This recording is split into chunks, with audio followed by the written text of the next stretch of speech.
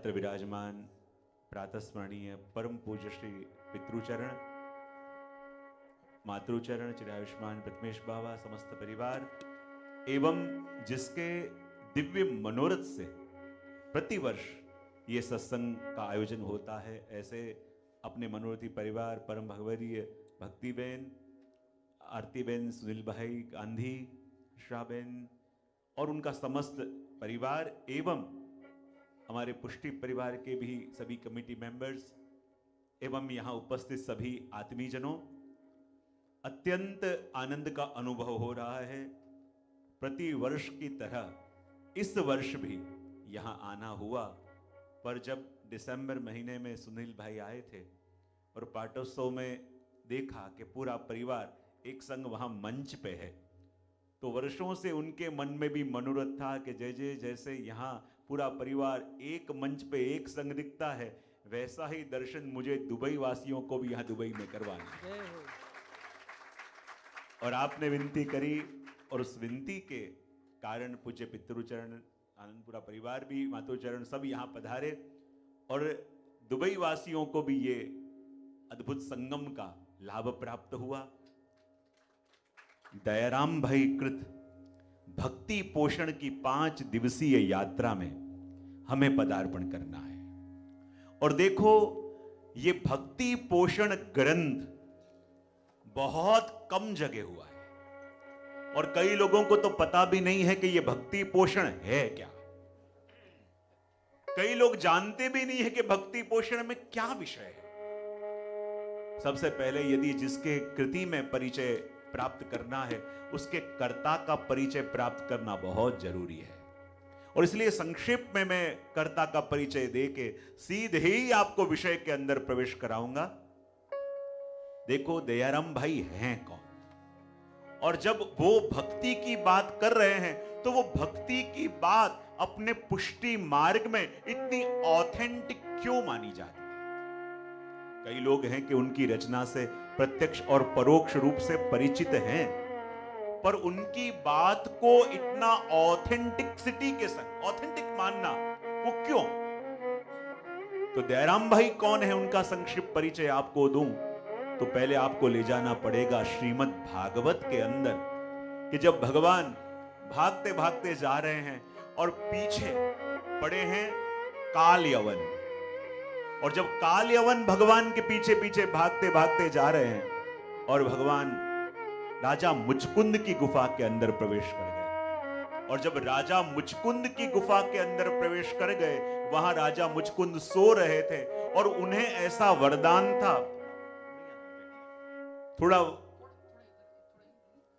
उन्हें ऐसा वरदान था कि उन्हें सोते हुए जो भी जगावे वो जल के राख हो जाए। और भगवान ने क्या किया, अपना जो पीतांबर है वो राजा मुचकुंद को उड़ा दिया। और जब काल यवन भागते भागते भगवान का पीछे करते करते आए और क्या देखा कि भगवान का पीतांबर है, यानी प्रभु ही सो रहे होंगे, और लात मार के जगाना चाहा, लेकिन वहां तो राजा मुचकुंद थे और मुचकुंद की आंखों से ऐसी अग्नि प्रगटी कि उस अग्नि से जल के काल यवन भस्म हो गए। और तब राजा मुचकुंद ने प्रभु से कहा, प्रभु मैं तो यहां सो रहा था, लेकिन देखो अनायास ही आपके दर्शन मुझे मिल गए, अनायास ही आपकी सन्निधि मुझे मिल गई।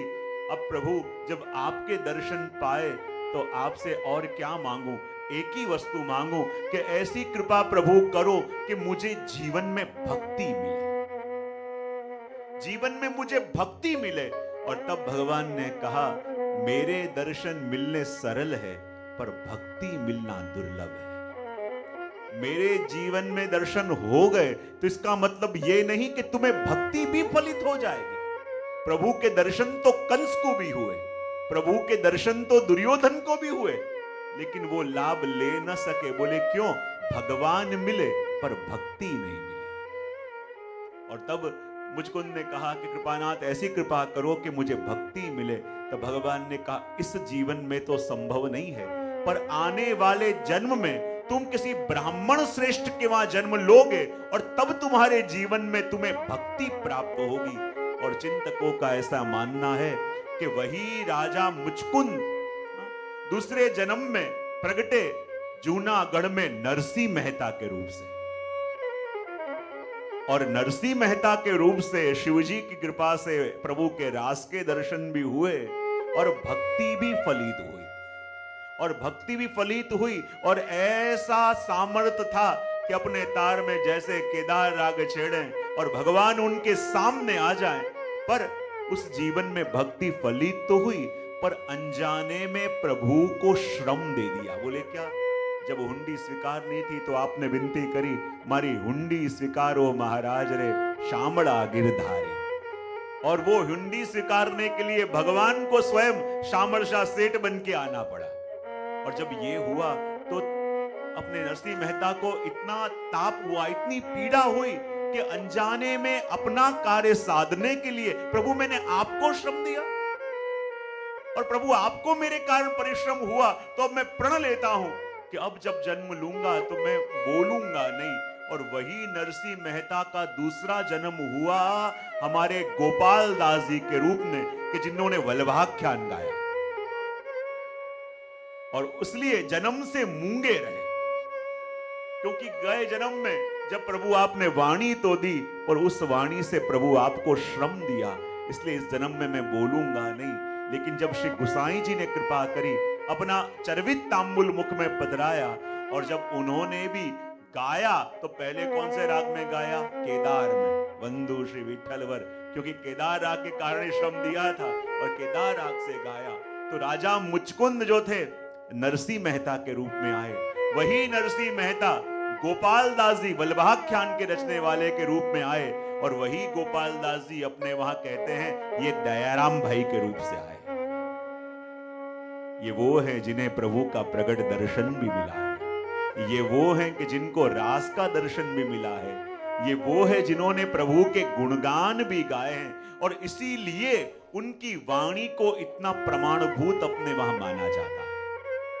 और उनका जन्म भी हुआ गुजरात में, बड़ौदा से आगे जाओ तो चाणोद गांव आता है, डभोई चाणोद, वहीं उनका जन्म भी हुआ प्रभु राम भाई और महालक्ष्मी बहन के वहां। और कहते हैं बचपन से ही प्रभु में इतनी आसक्ति, जब थोड़े से बड़े हुए माता पिता ने कहा कि आपका ब्याह अब करवा दें, तब उन्होंने कहा कि मैं दूसरा ब्याह करना नहीं चाहता। माता पिता ने कहा अरे दूसरा ब्याह कैसे?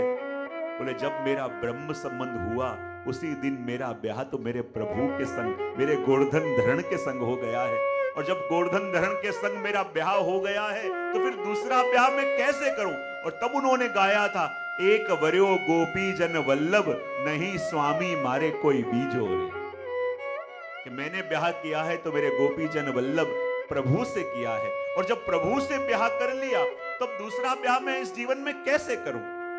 और ऐसे दयाराम भाई ने जब ये भक्ति पोषण की रचना करी, तो देखो भक्ति पोषण ये काव्यात्मक है। अभी अपन शुरुआत में 5 तुके गाएंगे, क्योंकि जैसे वल्लभ साखी वो भी एक काव्य का प्रकार है, और साखी गाने का ढंग एक अलग होता है, और उसी प्रकार ये भक्ति पोषण में 101 चंद्रावड़ा है। क्या है?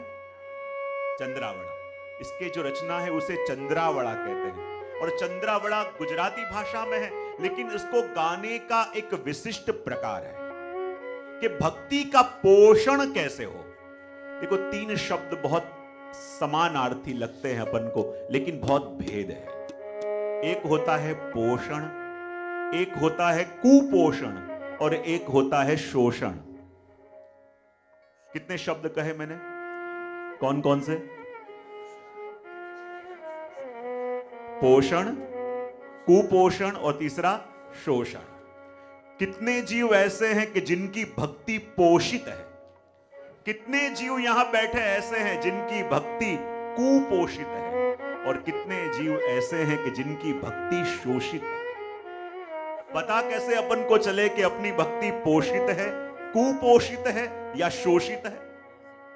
देखो जिनकी भक्ति पोषित है ना, ठाकुर जी के पास बैठते हो बड़ा आनंद आता हो, लगे जैसे प्रभु के अलावा और कुछ दिखाई नहीं दे रहा। और जब सत्संग में आके बैठे तो भी ऐसा आनंद आवे, ऐसा आनंद आवे, चित ना फोन में जाए, ना पर्स में जाए, ना पॉकेट में जाए, ना आसपास जावे, तो मानो भक्ति पोषित है।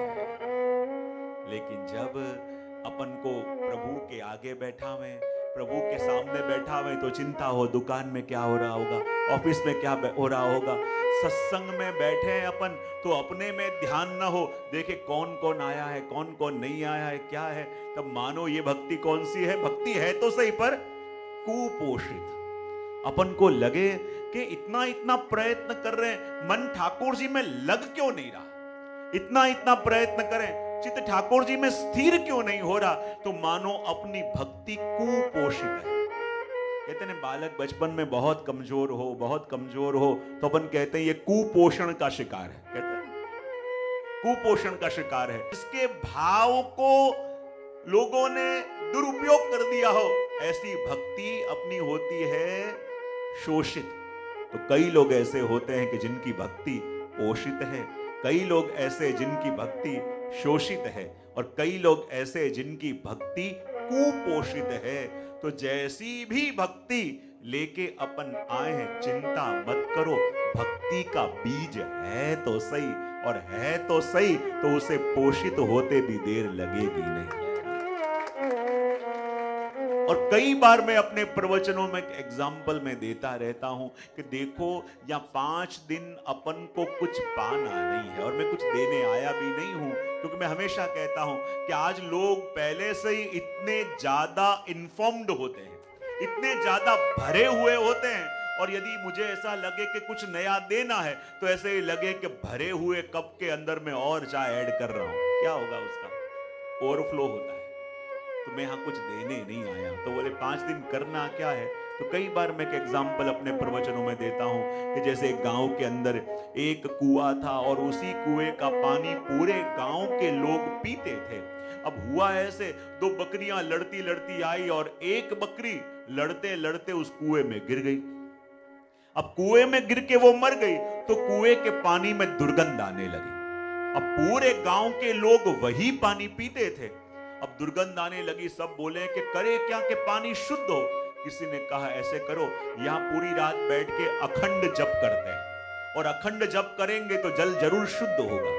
अखंड जप किया लेकिन जल शुद्ध नहीं हुआ, तो कहा कि क्या किया जाए। बोले कहते हैं कि यहाँ पे एक यज्ञ करवाते हैं, और कुएं के पास यज्ञ करवाओ तो यज्ञ से सारे दोष चले जाते हैं, तो इसके भी दोष चले जाएंगे और पानी शुद्ध हो जाएगा। तो वहां पे यज्ञ भी किया गया लेकिन पानी शुद्ध हुआ नहीं। तो कहा क्या करें। बोले ऐसे करो, यहाँ बैठ के कोई मूल पारायण करवाते हैं। मूल पारायण करवाया, बोले अब दोष चले जाएंगे, लेकिन जल शुद्ध नहीं हुआ। बोले करे क्या। तब दूसरे दिन ही एक व्यक्ति दुबई से आया था और बहुत अच्छे अच्छे परफ्यूम लेके आया था। उसने कहा था कि दिक्कत कहाँ है, पानी में दुर्गंध आ रही है, इतना ही ना। बोले दुबई से आया हूँ और इतने परफ्यूम लेके आया हूँ, सारे परफ्यूम पानी में डाल दिए। तो आधा घंटा तक तो सुंदर सुगंध आने लगी, लेकिन जहां आधा घंटा पूरा हुआ फिर से दुर्गंध शुरू हो गई। अब सभी लोग समस्या में थे कि जप करवाया, तप किया, अखंड नाम लिया, मूल पाठ किया, यज्ञ किया, फिर भी ये जल शुद्ध क्यों नहीं हो रहा। और तब वहीं एक यात्री आए, ज्ञानी थे, उसे पूछा कि ये इतना इतना साधन किया लेकिन जल शुद्ध क्यों नहीं हो रहा। तो उसने कहा कि पहले बताओ कि अशुद्ध हुआ कैसे है। जैसे ही देखा तो उसमें एक मरी हुई बकरी पड़ी हुई थी। उसने कहा कि तुमने सब कुछ यहाँ उत्तम उत्तम कार्य किए, लेकिन जो गलत अंदर पड़ा है क्या उसे बाहर निकाला। बोले वो तो नहीं निकाला। तो कहे कितने भी उत्तम उत्तम कार्य करो, कितने भी तीर्थ करो, जप करो, व्रत करो, तीर्थ करो, पर अंदर पड़ा हुआ गलत जब तक बाहर निकलेगा नहीं तब तक परिवर्तन नहीं आ सकता। तो इस सत्र के अंदर हमें कुछ डालना नहीं है, पर क्या करना है, अंदर जो गलत पड़ा है उसे इन 5 दिनों में निकालना है। क्योंकि भक्ति तो उत्तम है, लेकिन गलत वस्तु पड़ी हुई हो तो उत्तम वस्तु के संग भी गलत मिश्रण हो जाए तो वस्तु को भी दूषित कर देती है कि नहीं। उस प्रकार हमारी भक्ति के अंदर जो जो गलत वस्तुएं पड़ी हैं, गलत धारणाएं पड़ी हैं, गलत विचार पड़े हैं, इन 5 दिनों में सिर्फ उसे निकालना है। और जैसे ही वो निकलेगा तो हमारी भक्ति शुद्ध होगी, और शुद्ध होगी भक्ति तो जाना नहीं पड़ेगा, प्रभु दौड़ते हुए अपने घर के अंदर आएंगे। जैसे शबरी को खोजते खोजते प्रभु गए, और जहां भक्ति शुद्ध हुई प्रभु को पाने की तड़प जगेगी, और जहां प्रभु को पाने की तड़प जगेगी तो उनके पास जाना ना पड़ेगा, वो खोजते हुए अपने घर आ जाएंगे। तो इस भक्ति पोषण के अंदर दयाराम भाई ने गुजराती तलबदी भाषा के अंदर सभी ग्रंथ, सभी शास्त्र, सभी का निचोड़ दे दिया, और भक्ति की ऐसी अनुपम अद्भुत व्याख्या करी है कि जैसे जैसे अपन श्रवण करेंगे एक एक वस्तु आपने खोल के रख दी है। भक्ति क्या, कितने प्रकार, और इतने प्रकार में से कौन कौन से प्रकार कैसे कैसे करे जाए, ये सारे रहस्य को मानो दयाराम भाई ने खोल के रख दिया है। और उसी भक्ति पोषण के अंदर अपन को आज प्रवेश करना है। तो सभी के पास पुस्तकें हैं ना? तो आज 5 कड़ियों का गान अपन करेंगे ताकि पता चल जाए कि भक्ति पोषण के एक एक चंद्रावड़ा गाने का प्रकार क्या है। श्री गुरु वल्लभ देव ने हूँ प्रथम करूं प्रणाम, श्री विठ्ठल श्री कृष्ण श्री यमुने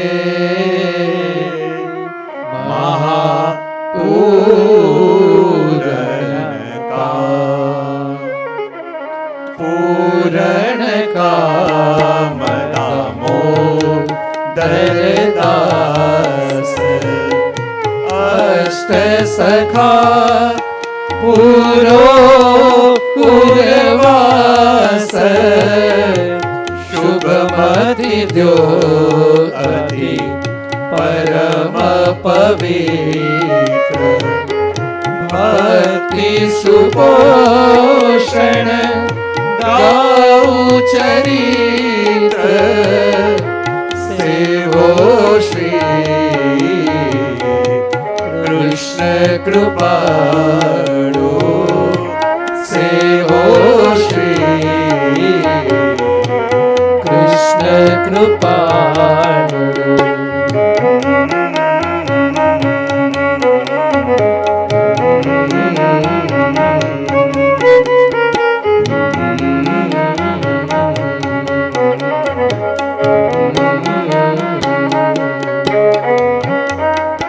चार वेद खट शास्त्र नो वारे वारे करो रे विचार, उपनिषदना अर्थ नो शोधता निकळो सार, निकळो सार श्री कृष्ण निभक्ति सत्संगमा करवी आसक्ति, श्री पूर्ण पुरुषोत्तम युग चरणे सर्व समर्पिने रहवो शरणे सेवो श्री कृष्ण कृपाळु सेवो श्री कृष्ण कृपाळु।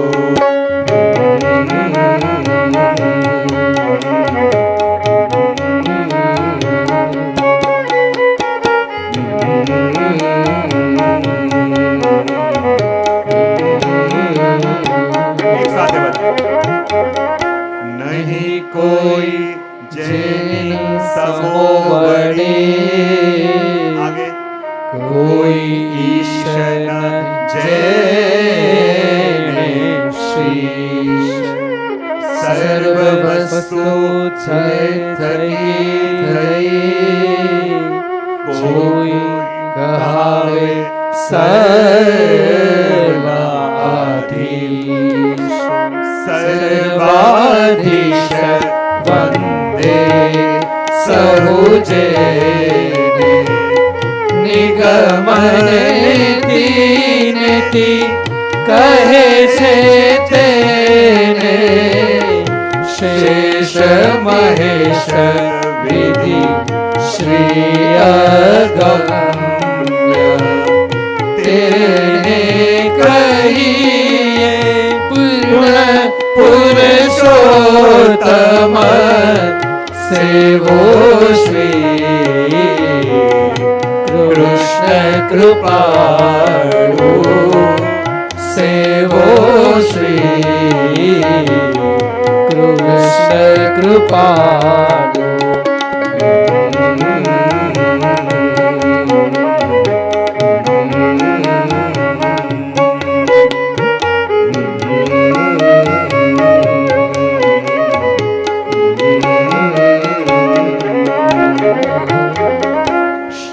पुरुषोत्तम ने पर हरि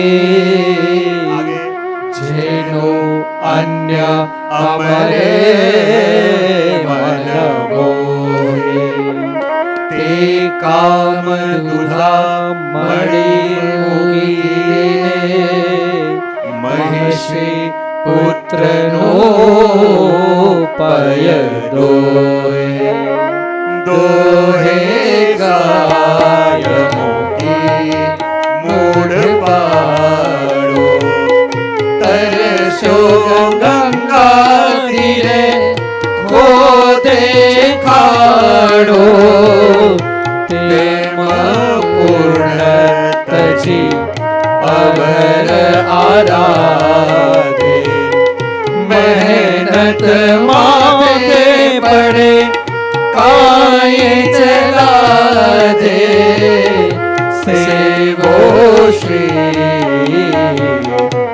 कृष्ण कृपालु सेवो श्री कृष्ण कृपालु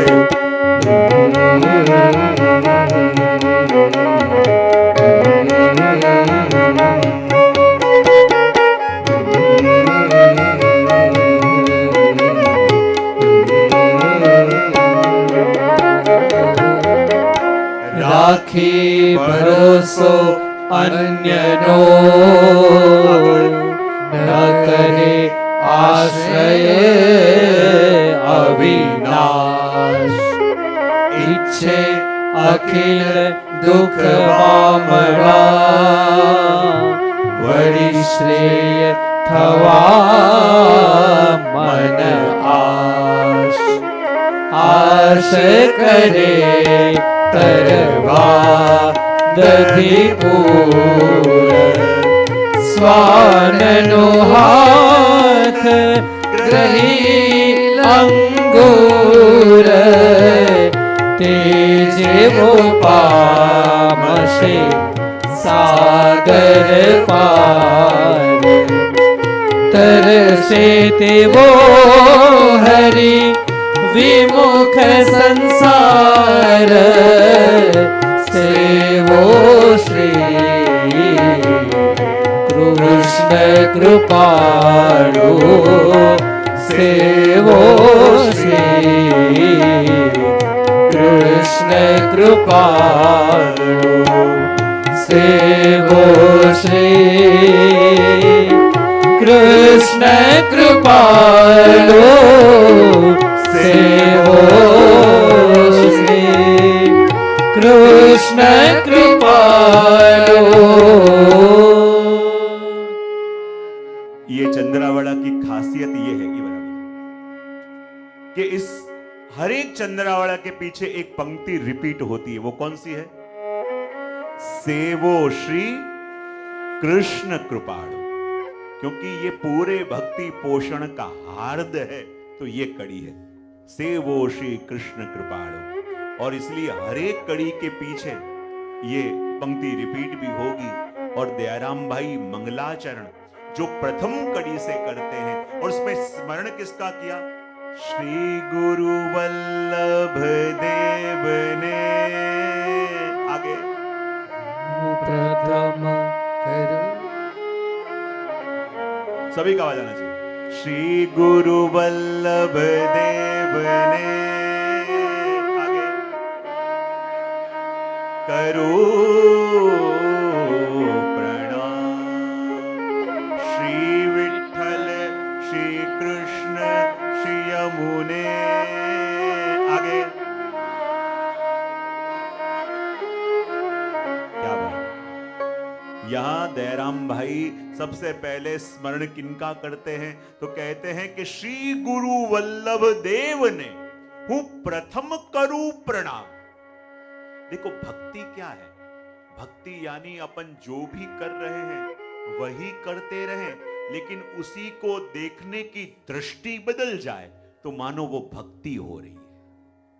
जो भी अपन कर रहे हैं अपने लिए कर रहे हैं, और घर में जो भी कार्य आप अपने लिए कर रहे हो वही कार्य कर रहे हो, लेकिन सिर्फ दृष्टि बदले कि अब मैं प्रभु के लिए कर रहा हूं, तो फिर वो भक्ति हो गई कि ना हो गई? तो कहते हैं भक्ति क्या है? सिर्फ अपनी दृष्टि और दृष्टिकोण को बदल देना। देखो दृष्टि का इलाज तो दुनिया में संभव है, लेकिन दृष्टिकोण का इलाज संभव नहीं है। दृष्टिकोण यानी परसेप्शन। आंखों का इलाज जाके आप करवा सकते हो, नजर का इलाज करवा सकते हो, लेकिन नजरिए का इलाज कहीं नहीं होता। और ये नजरिए का इलाज जो कर देवे उसी को तो गुरु कहते हैं। और इसीलिए यह दयाराम भाई सबसे पहले कहते हैं कि श्री गुरु वल्लभ देव ने हूं प्रथम करूं प्रणाम। सबसे पहले मैं अपने गुरु श्री वल्लभ को प्रणाम करता हूं, क्योंकि भक्ति की बात करूंगा तो मैं दृष्टि दे सकता हूं, लेकिन नजरिया तो मेरे गुरु श्री वल्लभ दे सकते हैं। और दृष्टिकोण जब तक वो न बदले तब तक जीवन में भक्ति घटित नहीं हो सकती। और इसलिए तो कहते हैं ना, गुरु का कार्य क्या है कि सिर्फ दृष्टि को खोल दे। देखो जीव के संग ब्रह्म का संबंध तो अनंत जन्मों का है। भगवान स्वयं गीता जी में कहते हैं ममैवांशो जीवलोके जीवभूत सनातन।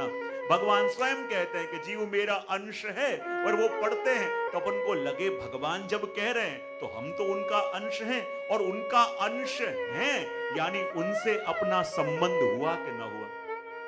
हाँ के ना तो बोलो।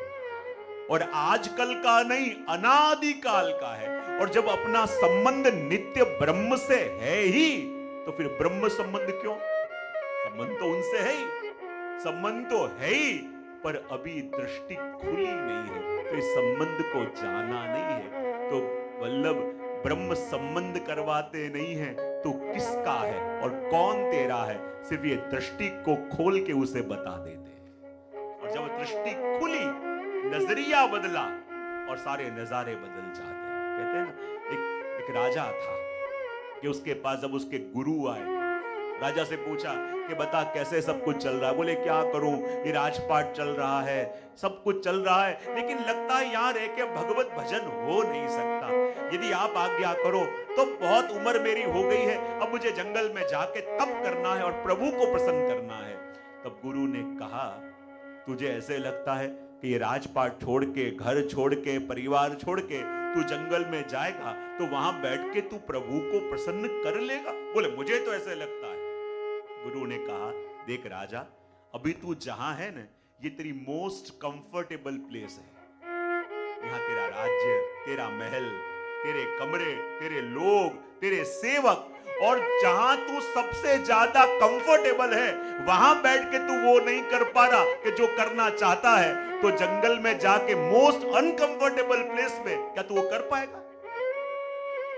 जहां तू सबसे ज्यादा सुरक्षित है, जहां तुझे कोई चिंता नहीं है कि कहां खाऊंगा, कहां पीऊंगा, ये कोई चिंता नहीं है, तो जहां तू सबसे ज्यादा कंफर्टेबल है वहां बैठ के जो वस्तु तू कर नहीं पा रहा, तो जंगल में जाके जहां कहां खाना, कहां पीना, कहां सोना, ये सारी चिंताएं लगी हुई है, तो वहां ये नाम कैसे ले पाएगा? अपन को हमेशा ये लगता है कि जहां हम बैठे हैं, जहां हम रहते हैं, वहां प्रभु का नाम या प्रभु का कार्य नहीं हो सकता। कहीं और जाना पड़े तो विचार करो, जो व्यक्ति जहां बैठा है, जहां रहता है, वहां कंफर्टेबल नहीं हो सकता, तो दुनिया के किसी भी कोने में जाके वो कंफर्टेबल नहीं हो सकता। और जब राजा को पूछा उसने, गुरु ने, कि बता तुझे क्या इच्छा है? बोले जंगल में जाऊंगा। अच्छा, बोले तुझे लग जाएगा कि वहीं जाके तू प्रभु को प्रसन्न कर पाएगा? बोले मुझे तो ऐसे लगता है। बोले यहां रह के संसार की झंझटों में पड़ के कभी वहां जाओ, कभी वो करो, ये करो, वो करो, मुझे नहीं लगता कि यहां रह के मैं प्रभु को पा सकता हूं। अच्छा, तो मुझे बता कि जाने में देर कब से हो रही है? तू कब से ये सोच रहा है? बोले आखिरी 5 साल से विचार कर रहा हूं, ये सब छोड़ के मुझे जाना है। अच्छा, यदि सही विचार आया होता तो इंसान 1 मिनट में निकल जाता है, और तू 5 साल से बात कर रहा है, आगे भी 5-10 साल ऐसे भी निकल जाएंगे, तो तू जा क्यों नहीं रहा यदि जाना चाहता है तो? बोले क्या करूं, जाने की इच्छा तो बहुत है, लेकिन जवाबदारी है कि ये सब महल और राज्य संभालेगा कौन?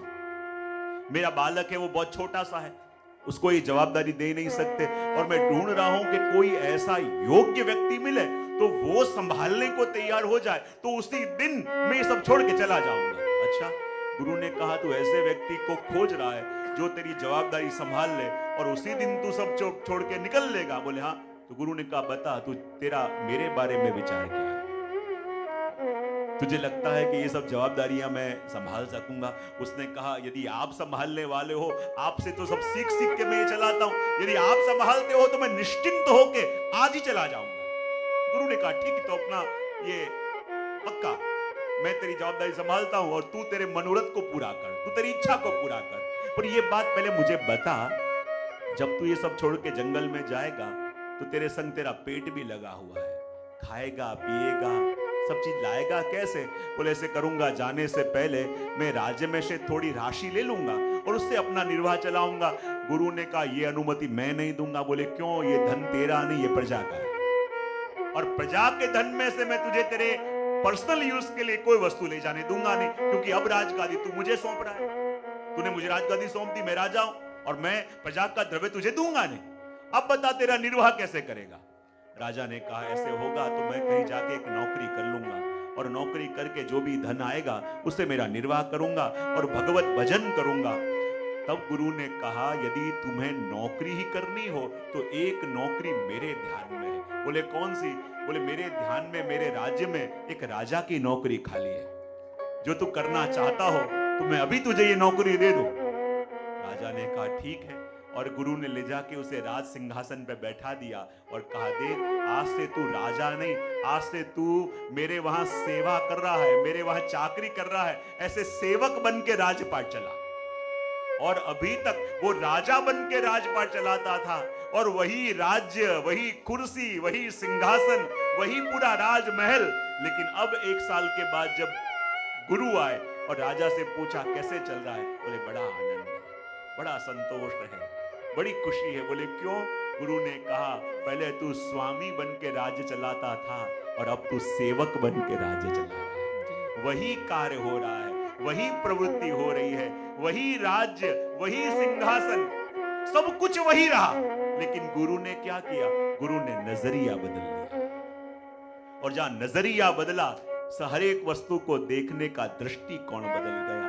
पहले स्वामी मान के सेवा करता था तो दुनिया भर के टेंशन वो अपने टेंशन मान लेता था, दुकान का टेंशन भी अपना टेंशन, मकान का टेंशन भी अपना टेंशन, अपने स्टाफ का टेंशन भी अपना टेंशन। लेकिन बना के जैसे और स्टाफ है वैसे ही मैं भी प्रभु का एक स्टाफ हूं, तो मेरी चिंता करने वाले वो है, मैं क्यों करूं? जहां स्वामी बन के, जहां मालिक बन के कार्य कर रहे थे, दुनिया भर के टेंशन थे, लेकिन जहां सेवक बने, जहां दास बने, तब मानो पूरी वस्तु को देखने का दृष्टिकोण बदल दिया। और इसलिए यहाँ दयाराम भाई कहते हैं कि सबसे पहले मैं गुरु को वंदन इसलिए करूं क्योंकि वो नजरिया बदलेंगे तो इस पुष्टि सृष्टि को देखने के पूरे नजारे बदलने लगेंगे। इसलिए कहा कि श्री गुरु वल्लभ देव ने हूं प्रथम करूं प्रणाम, श्री विठ्ठल, श्री कृष्ण, श्री यमुने महापूर्ण काम। गुरुदेव को वंदन किया और फिर श्री विठ्ठल, श्री गोसाई जी, श्री भगवान कृष्ण, श्री यमुना जी, और वो कैसे हैं? महापूर्ण काम, जीव मात्र के मनोरथ पूरे करने वाले हैं। और ये भक्ति पोषण जो ग्रंथ में लिख रहा हूं, मैं औरों को देना चाहता हूं, तो यही विनती करता हूं कि पूर्ण काम दामोदर दास। फिर दामोदर दास जी का, दमला जी का स्मरण किया। अष्ट सखा पूरोरवास, अष्ट सखाओं का मैं चिंतन कर रहा हूं, क्योंकि वो भाव का दान देंगे तब जाके मैं वो भाव औरों को दे पाऊंगा। शुभ मति द्यो अति परम पवित्र, भक्ति सुपोषण गाऊं चरित्र। और ये सभी स्वरूपों से दयाराम भाई विनती कर रहे हैं और कह रहे हैं कि ऐसी शुभ मति मुझे दो कि मैं ये जीवों को जो देना चाहता हूं वो मैं दे पाऊं। क्योंकि दयाराम भाई ने इस ग्रंथ के अंदर, देखो ये काव्य नहीं, ये काव्य के संग संग एक शास्त्र भी है।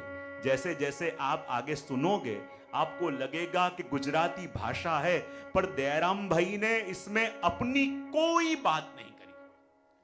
दयाराम भाई कह रहे हैं कि भक्ति पोषण ग्रंथ में लिख रहा हूं तो सबसे पहले स्पष्ट कर दूं, इसमें जो कह रहा हूं वो मेरी बात नहीं या मेरा नॉलेज या मुझे जानकारी, ऐसा मैं नहीं कह रहा। मैं जो भी कहूंगा शास्त्र में जो लिखा हुआ है वो मैं कहूंगा। क्योंकि दयाराम भाई जानते हैं कि आज इतने 4 वेद हैं, 6 शास्त्र हैं, 18 पुराण हैं, भगवत गीता है, इतने उपनिषद हैं, लेकिन इनको पढ़ने का न तो सामर्थ्य ही है और न ही इच्छा ही। बहुत बढ़िया, न सामर्थ्य और न इच्छा, तो ये शास्त्र को देख कैसे पाएंगे? तो क्या किया, सभी शास्त्र का निचोड़ करके दयाराम भाई इस भक्ति पोषण में अपन को दे रहे हैं, जिसका उल्लेख द्वितीय चंद्रावड़ा के अंदर दयाराम भाई अपन को कह रहे हैं कि ये जो मैं ग्रंथ कह रहा हूं, ये ग्रंथ का रेफरेंस क्या है। दयाराम भाई कह रहे हैं कि ये मैं कह रहा हूं ऐसे मान के स्वीकार मत करना, ये जो मैं कह रहा हूं इसका रेफरेंस मैंने क्या लिया है उसका वर्णन करते द्वितीय चंद्रावड़ा के सभी गान करेंगे और कहेंगे, 4 वेद खट शास्त्र नो वारे वारे करो विचार, उपनिषदना अर्थ नो शोधता निकलो सार। क्या सार निकला? निकलो सार श्री कृष्ण निभक्ति, सभी गाइए, निकलो सार श्री कृष्ण निभक्ति, सत्संग मां करवी आसक्ति, सत्संग मां करवी आसक्ति, श्री पूर्ण पुरुषोत्तम निगत चरणे, श्री पूर्ण पुरुषोत्तम नियुग चरणे, सर्व समर्पिने रहवु शरणे, सर्व समर्पणे रहवु शरणे, सेवो श्री कृष्ण कृपालो, सेवो श्री कृष्ण कृपालो।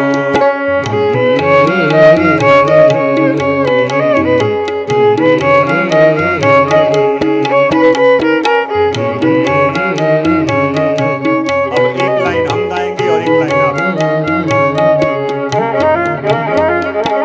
4 वेद खट शास्त्र नो, आगे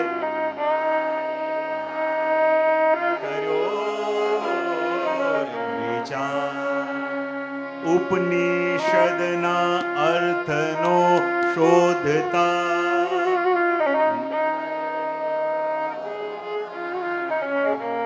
निकलो सार श्री कृष्ण निभक्ति,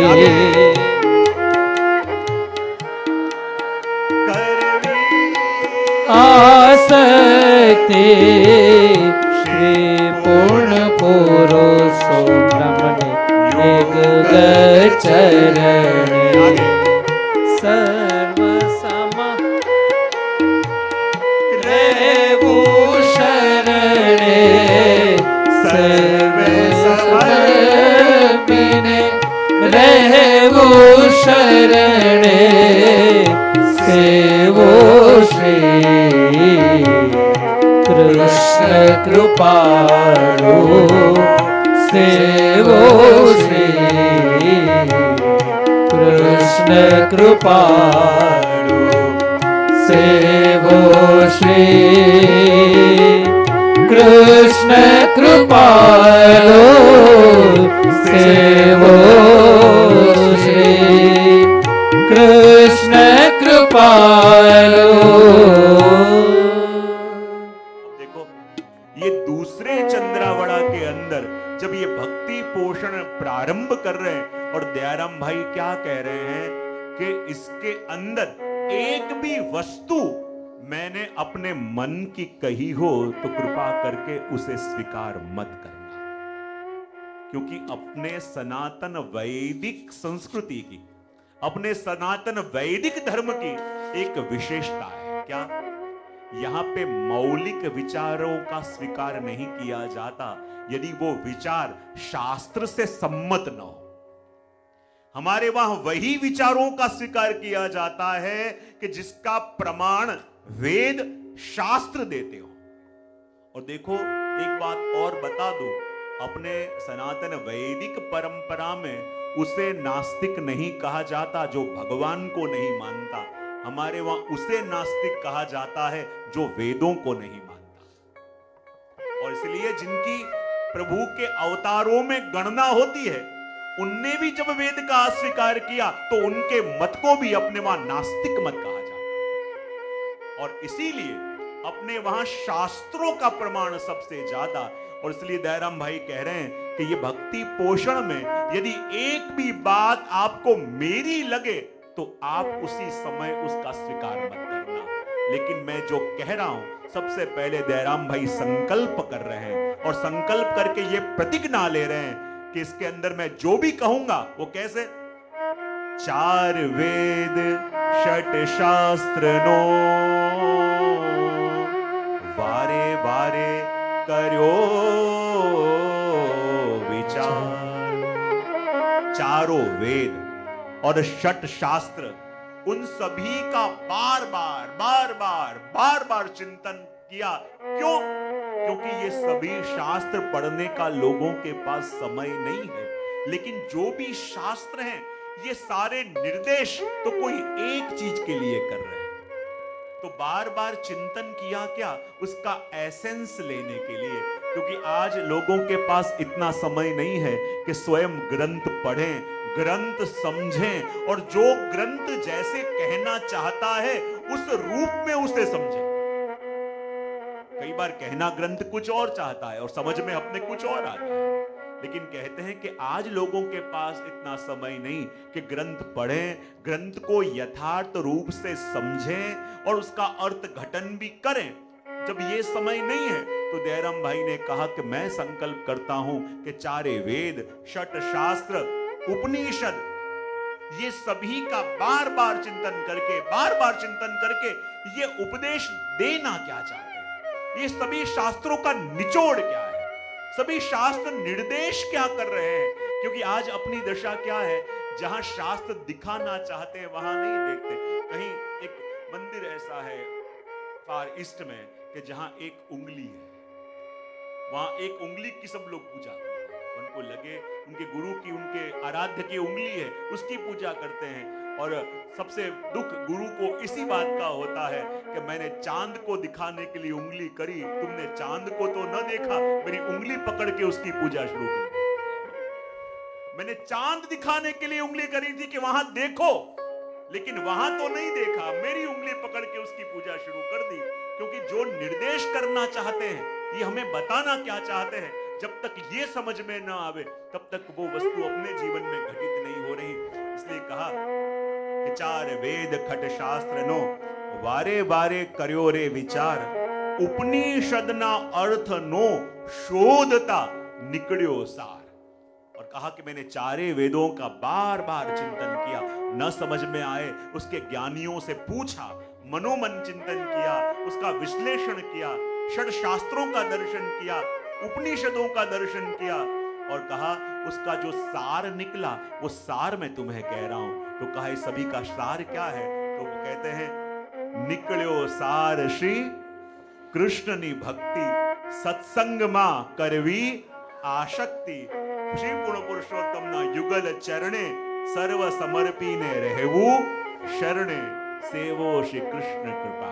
देखो ये सभी शास्त्रों का निचोड़ आपने छोटे से 4 सिंपल वाक्यों में कह दिया कि कृष्ण की भक्ति करनी, सत्संग में आसक्ति करनी, पूर्ण पुरुषोत्तम के शरण में रहना और सर्व समर्पित होकर आपकी शरणागति सिद्ध करना।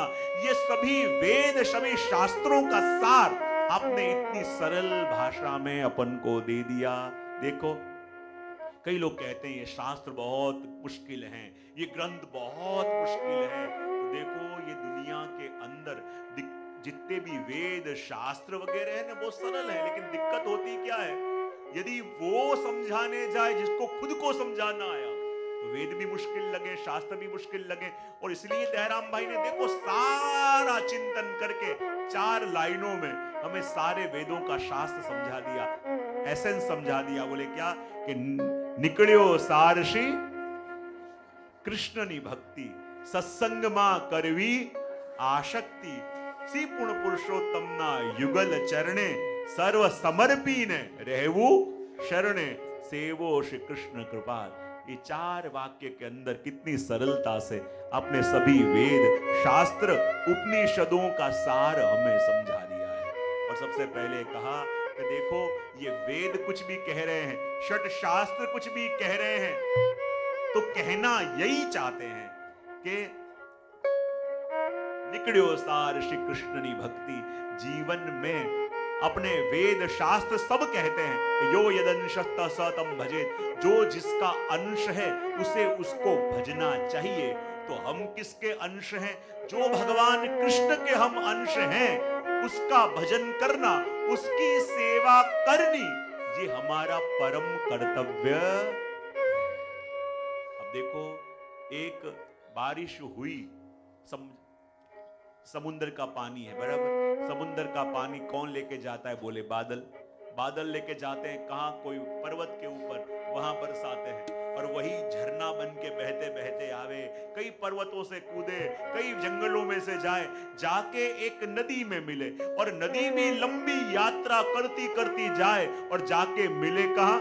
उसी सागर से कि जिसका जल वो आया था, घूम फिर के वहां गया। तो देखो ये जो जीव हैं वो कौन है? वही बादल का पानी जो सागर का पानी लेके आया है। तो इतना घूम फिर के जाना है कि सीधे जाना है? जाना तो वहां पड़ेगा और कोई ऑप्शन है नहीं, कोई ऑप्शन और है नहीं, जाना तो वहीं पड़ेगा। और ऑप्शन 2 है, सीधे सागर के पास चले जाओ या फिर बादल बन के गए, पर्वतों पे बरसे, पर्वतों की ठोकरें खाते खाते, उछलते उछलते, गिरते पड़ते, जंगलों में पार होते होते नदी में मिले और नदी भी लंबा सफर करते करते जाके सागर में मिले और अपने तो घर में सागर विराज। तो कृपा सागर, करुणा सागर, रस सागर, इस सागर घर में विराज रहे। तो घूम फिर के वापस वहां आना है कि जिसकी क्षण में है उसी के क्षण को पकड़ लेना है। कौन सा रास्ता अच्छा लगेगा दुबई वालों को? हाँ? वाह, दुबई वाले और कह रहे हैं सीधा रास्ता पसंद है, जान के बहुत खुशी हुई। तो सीधा रास्ता पसंद आ गया तो कहते हैं कि निकल्यो सार श्री कृष्ण नी भक्ति, कि सार सभी का यही है कि प्रभु की भक्ति, हमारे कृष्ण की भक्ति, कृष्ण की शरण में जावे, कृष्ण के अधीन हो, उससे बढ़कर और कुछ हो नहीं सकता। क्योंकि जिसके अंश अपन है, जिसके अंश अपन है, जब तक उससे नहीं मिलेंगे। और कहते हैं कि जीवन तो हमें जिया, एक होता है जीवन, एक होता है उत्तम जीवन और एक होता है दिव्य जीवन, इसको कहते हैं डिवाइन लाइफ। एक ही ट्रेन है, एक ट्रेन में एक 3rd क्लास भी है, एक 2nd क्लास भी है, एक 1st क्लास भी है और एक अपर कैटेगरी जो भी हो वो है, रास्ता एक ही है, मंजिल एक ही है, लेकिन मुसाफिरों की कैटेगरी में फर्क है कि नहीं? तो देखो, एक वो हैं जो खाली जन्मे हैं, खाया पिया और चले गए, दूसरे वो हैं जन्मे हैं, औरों के लिए कुछ किया और चले गए, तीसरे वो हैं कार्य कर भी रहे हैं, औरों का कार्य भी साध रहे हैं, लेकिन प्रभु से जुड़े हुए हैं, इसलिए अहंकार नहीं आ रहा कि मैं कर रहा हूं। वो जानता है कि देखो, प्रभु उसको मदद करना चाहते थे, प्रभु ने मुझे निमित्त बनाया, इस शरीर का उपयोग करके प्रभु उसके पास ये कार्य मुझसे करवा। देखो, और जहां समर्पित हो गए, जहां एक प्रभु के शरण में आके अपन जीवन जी रहे हैं। नहीं आता था वो दान की बात आती थी ना, कि जब रहीम जी दान देते तो जब दान देने के लिए हाथ ऊपर करते तो शर्म के मारे उनकी आंखें झुक जाती। एक संत ने ये देखा और कहा कि जब दान देने वाला हो तो जैसे जैसे हाथ ऊपर जाता है तो उसका मस्तक गर्व से ऊंचा होता है, लेकिन ये दान देना कहां से सीख के आए कि जैसे जैसे देने के लिए हाथ ऊपर करो और आपका चेहरा शर्म से झुक जाता है। तो उन्होंने पत्र लिख के उनको भेजा कि सीखे हो तुम कौन पे देनी ऐसी देन, सीखे हो तुम कौन पे देनी ऐसी देन, ज्यों ज्यों कर ऊंचे गहो त्यों त्यों नीचे नैन। ऐसा देना कहां से सीख के आए हो? देने वाले का मस्तक तो ऊपर रहता है, लेकिन जैसे जैसे देने के लिए हाथ ऊपर करो और आपके नेत्र शर्म से झुक जाते हैं, ऐसा क्यों? तब रहीम जी ने पत्र लिया और उत्तर लिखा कि मैं जब देने के लिए हाथ ऊपर करता हूं तो शर्म से मेरे नेत्र झुक जाते, इसलिए उन्होंने कहा कि देने वाला और है जो देता है दिन रेन, देने वाला और है जो देता है दिन रेन, लोग भरम हम पे करे तासो नीचे नैन। देने वाला तो सबको दे रहा है, लेकिन लोगों को भ्रम हो जाता है, ये शरीर का उपयोग करके प्रभु से दे रहे हैं, ये शरीर का उपयोग करके प्रभु ये कार्य करवा रहे हैं, लेकिन औरों को भ्रम हो जाता है कि करने वाला ये है, इसलिए मुझे संकोच हो रहा है कि कर रहा है कोई और क्रेडिट प्रभु इस शरीर को दे रहे, जगत के लोग इस शरीर को दे रहे। ये सोच के मेरा मन चिंतित हो जाता है। इसलिए यहां कहा कि सेवा करवी श्री कृष्ण ने भक्ति और सत्संग मां करवी आशक्ति, और कहा कि सत्संग में आशक्ति हो जावे, और आशक्ति हुई किसे कहा जाए? सत्संग में आके बैठे, सत्संग में आके श्रवण करने बैठे, ये आशक्ति नहीं, पर ऐसी अवस्था हो जाए कि यहां बैठे हुए रहा न जाए, यहां से दूर जाके रहना मुश्किल हो जाए। जैसे एक मछली को पानी में से कोई बाहर निकाले और जैसी दशा उस मछली की होती है, तड़पती है, न मर सकती है न जी सकती है, और पानी से दूर जाके जैसे वो मछली तड़पती है, वैसे ही तड़प जब हम जीवों के अंदर सत्संग से दूर होके आ जावे, तब मानो ये सत्संग फलित हो, सत्संग में खींच के लाना ना पड़े, सत्संग में बैठाना ना पड़े, सत्संग में कहना ना पड़े, ऐसी अवस्था हो जाए, क्योंकि उनसे जब प्रेम हुआ हो तो उनकी बात सुने बिना चैन नहीं आता। और जब प्रभु की बातें हो रही हो, जब सत्संग हो रहा हो और प्रभु के गुणगान सुनते सुनते ऐसी प्रसन्नता, ऐसी प्रसन्नता हमको हो कि मानो कोई अपनी तारीफ कर रहा हो, तो मानो ये सत्संग फलित हुआ हो, कोई अपनी प्रशंसा कर रहा हो, कैसा आनंद अपन को आवे। और जब प्रभु के गुणगान सुनते सुनते उनके गुणगान में हमें लगे कोई अपनी प्रशंसा कर रहा है, ऐसी खुशी मिले, तब मानो ये सत्संग में आसक्ति हो गई। इसलिए कहा कि निकड़ियो सार श्री कृष्ण नि भक्ति, सत्संग मां करवी आसक्ति। और सत्संग में आसक्ति करना यानी क्या? कहते हैं ना, वार्ता जी में प्रसंग आता है कि वो रानी ऊपर झरोके पे खड़ी थी, उसने क्या देखा कि दो वैष्णव नीचे खड़े हैं और खड़े होके कोई बात कर रहे हैं, और दोनों के चेहरों में जो आनंद है, दोनों की आंखों में जो चमक है, दोनों के मुख में जो मधुर मुस्कान है, रानी देख के ये दंग हो गई कि ऐसी ये कौन सी बात कर रहे हैं कि जो श्रवण करके उनके चेहरे का जो भाव है, ये भाव साधारण बातों में हो नहीं सकता, ये बात कोई साधारण बातों के कारण हो नहीं सकता।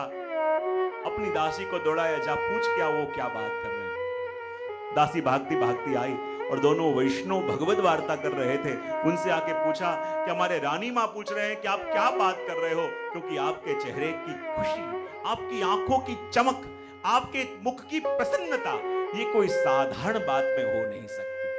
क्या बात कर रहे हो? दोनों वैष्णव ने कहा, अरे ये तो भगवत लीला की बात है, और वो रानी तो वैष्णव नहीं है, तो ये भगवत लीला की बात उसे कैसे कह दे? अनधिकारी को कही नहीं जाती। तो उन्होंने कहा, ऐसा कोई बहाना बताओ मैं कि रानी ना बोल दे। बोले कि ये बात इतनी महंगी है, इतनी बात महंगी है कि 1000 स्वर्ण की मुद्रा मिले ना तो ये बात कह सकते हैं। उनको ये कि रानी ना बोल देगी। भागती भागती दासी गई और कहा, रानी माँ, वो दोनों वैष्णव कह रहे हैं कि बात इतनी कीमती है कि 1000 स्वर्ण की मुद्रा मिले तो वो बात कह सकते हैं। रानी ने कहा कि जाओ दिया, उन्हें कहो कि वो बात क्या है, वो प्रसंग क्या है, मुझे कहो। भागती भागती दासी आई और कहने लगी, रानी माँ 1000 मुद्रा देने के लिए तैयार है। दोनों ने कहा, अब क्या कहें, कहना पड़ेगा। दोनों ने कहा, तुम अंदर जाके बाहर आई तब तक इस बात की कीमत इतनी बढ़ गई है कि अब तो 1 लाख स्वर्ण मुद्रा दो तो ये बात मिले। भागते भागते अंदर गए। बोले, रानी अब तो ना बोल देंगे। रानी से कहा कि ये कह रहे हैं कि 1 लाख स्वर्ण मुद्रा हो तो ये बात कहें। रानी ने कहा, बस इतना ही, उन्हें कहो कि दिया। भागती भागती दासी आई और कहने लगी, रानी माँ 1 लाख स्वर्ण मुद्रा देने को तैयार। अब दोनों वैष्णव कहे, अब तो कोई उपाय नहीं दिख रहा, कहे क्या? उसका बोला कि अब भाव इतना बढ़ गया है, कब रानी माँ से कहना अब तो अपना मस्तक काट के कोई देने को तैयार हो तो ये बात कह सकते हैं। और भागती भागती दोनों दासी गए रानी के पास और कहा कि ये बात ऐसी अलौकिक है कि कोई अपना मस्तक काट के दे तो ये बात कह सकते हैं। रानी ने कहा, बस इतना ही, उनसे कहो जाओ मस्तक भी दिया। और जब भागती भागती दासी आई और कहा कि रानी माँ अपना मस्तक देने को तैयार है, और तब दोनों वैष्णवों को लगा अब ये जीव कोई साधारण जीव नहीं हो सकता, जो भगवत सत्संग के लिए अपना मस्तक भी काट के देने को तैयार है। तो उनने कहा, ऐसे ही नहीं कह सकते, जाओ हमारे गुरु श्री गोसाई जी विराज रहे हैं, उनसे ब्रह्म समझ लो तो ये बात कहे।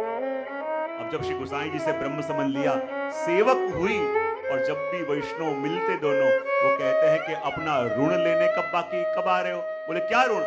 बोले, मैंने तो कहा था कि ये मस्तक दूं तो बात करोगे, और मैंने मस्तक तो दे दिया है, अब ये मस्तक लेने कब आ रहे हो? तब दोनों वैष्णव कहते, रानी माँ आपका मस्तक तो तभी ही समर्पित हो गया जब गोवर्धन धरण के सामने ब्रह्म समझ लिया। मस्तक तो तभी आ गया जब श्री गोसाई जी के सेवक बने। और ऐसी आसक्ति जब सत्संग के अंदर हो जावे, तब मानो कि अब भगवत लीला, अब भगवत कथा, अब भगवार्ता फलित हुई है। देखो अपने वहां दयाराम भाई की जो वाणी है ना, दयाराम भाई के पद भी आपने गुजराती, पंजाबी, मारवाड़ी, सिंधी, ऐसे कई भाषा के अंदर पद, और वो पद भी ऐसे अद्भुत हैं। और मैंने सोचा है कि अपने भक्ति पोषण के संग संग दयाराम भाई के साहित्य, उनकी गरबियां प्रसिद्ध हैं, उनके काव्य प्रसिद्ध हैं, और ऐसे ही उनका एक दौड़ है बहुत अद्भुत। अपने मां वृत्रासुर चतुश्लोकी का जो भाव है ना, वही भाव दयाराम भाई का एक साहित्य जिसमें लिखा है, पाओ प्रेम रस प्राण जीवन रे, दीन थई याचूर है। उसके अंदर यही भगवत सेवा का भाव, पाओ प्रेम रस प्राण जीवन रे, इतना अद्भुत रूप से किया है। तो मेरी इच्छा है कि भले 2-3 कड़ियां जो भी होए वो अपन दयाराम भाई के साहित्य, क्योंकि ये 5 दिन मुझे मेरी इच्छा है कि और कोई साहित्य बीच में नहीं लेंगे, सिर्फ दयाराम भाई का साहित्य, भक्ति पोषण, दयाराम भाई की प्राचीन गरबियां, दयाराम भाई के प्राचीन लोक के प्राचीन साहित्य, उसका अपन चिंतन इसके अंदर करेंगे। तो क्या कह रहे हैं? पाओ प्रेम रस प्राण जीवन रे, दीन थईने जाचू रे। पाओ प्रेम रस प्राण जीवन रे, दीन थईने जाचू रे।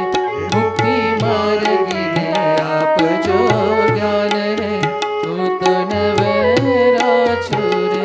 मुक्ति मार्गिने जो ज्ञान रे, तू तो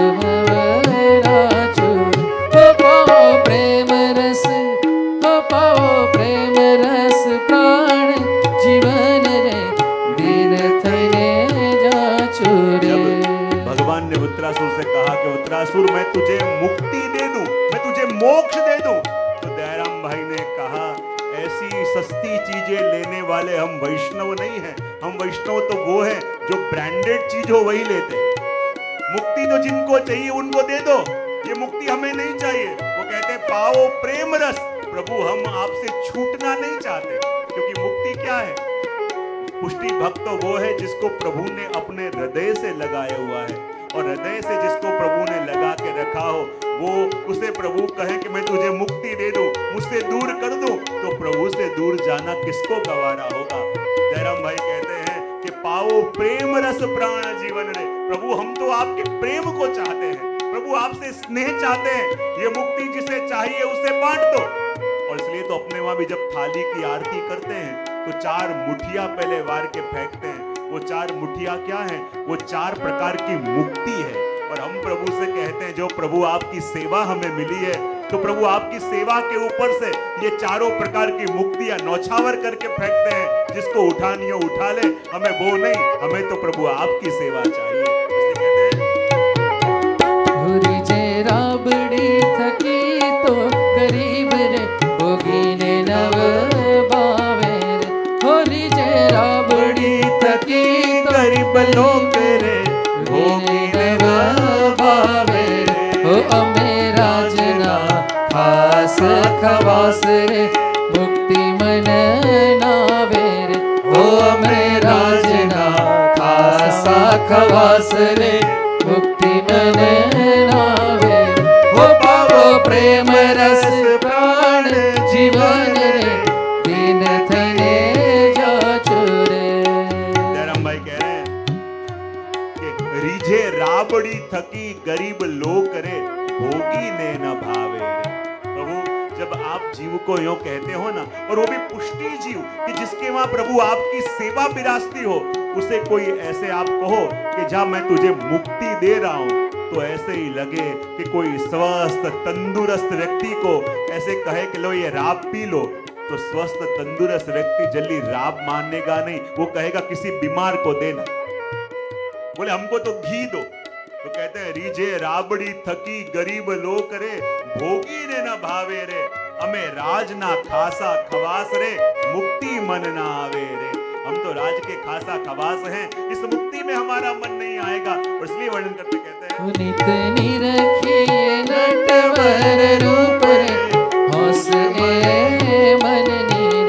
हो नित निरखिए नटवर रूप रे होस मन नीर। हो मन मान्यो बड़े सौ सुख रे एकांत क्या थीरे। मन मान्यो बड़े सौ सुख रे एकांत क्या थीरे। हो पाओ प्रेम रस, हो पाओ प्रेम रस प्राण जीवन रे दीन थई जाचुरे।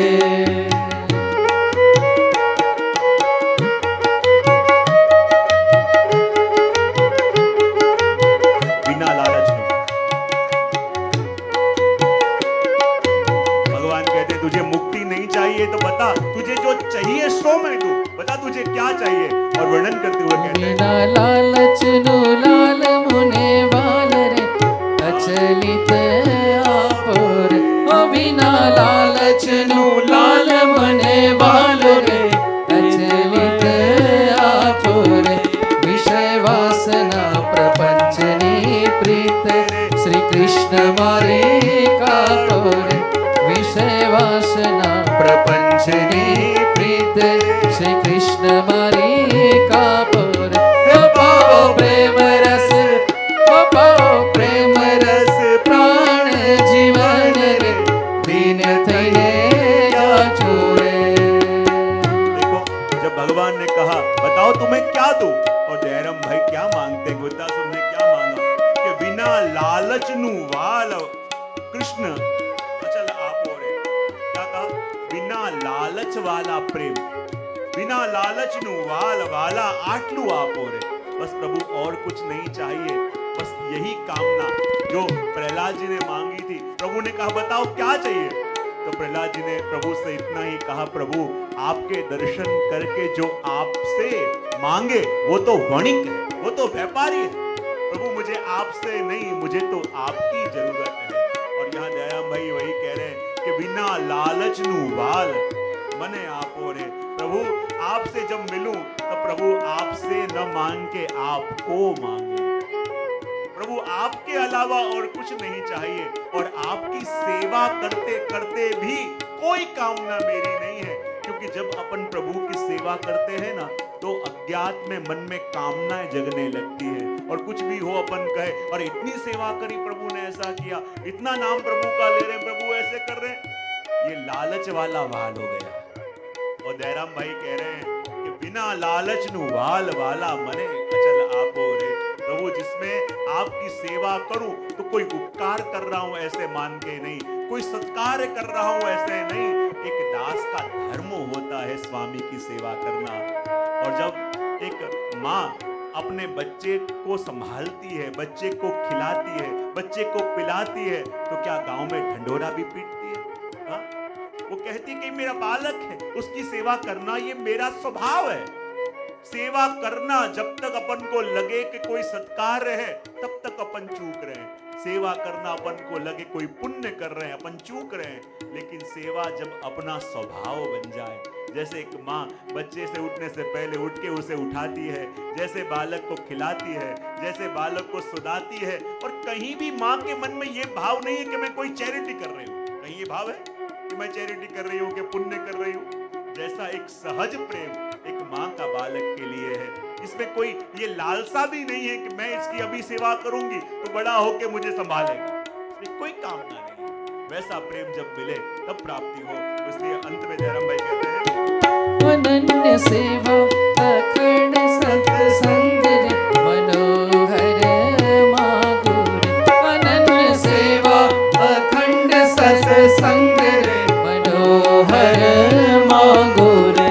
दया प्रीतम जे आप मने हरे पाए लड़ी लागो रे। ओ दया प्रीतम जे आप मने हरे पाए लड़ी लागो रे। ओ पाओ प्रेम रस, ओ पाओ प्रेम रस प्राण जीवन रे। दीन थने जाचो रे। ओ मुक्ति मार्गिने आप जो ज्ञान रे। मुक्त नव राचो रे। मुक्ति मार्गिने आप जो ज्ञान रे।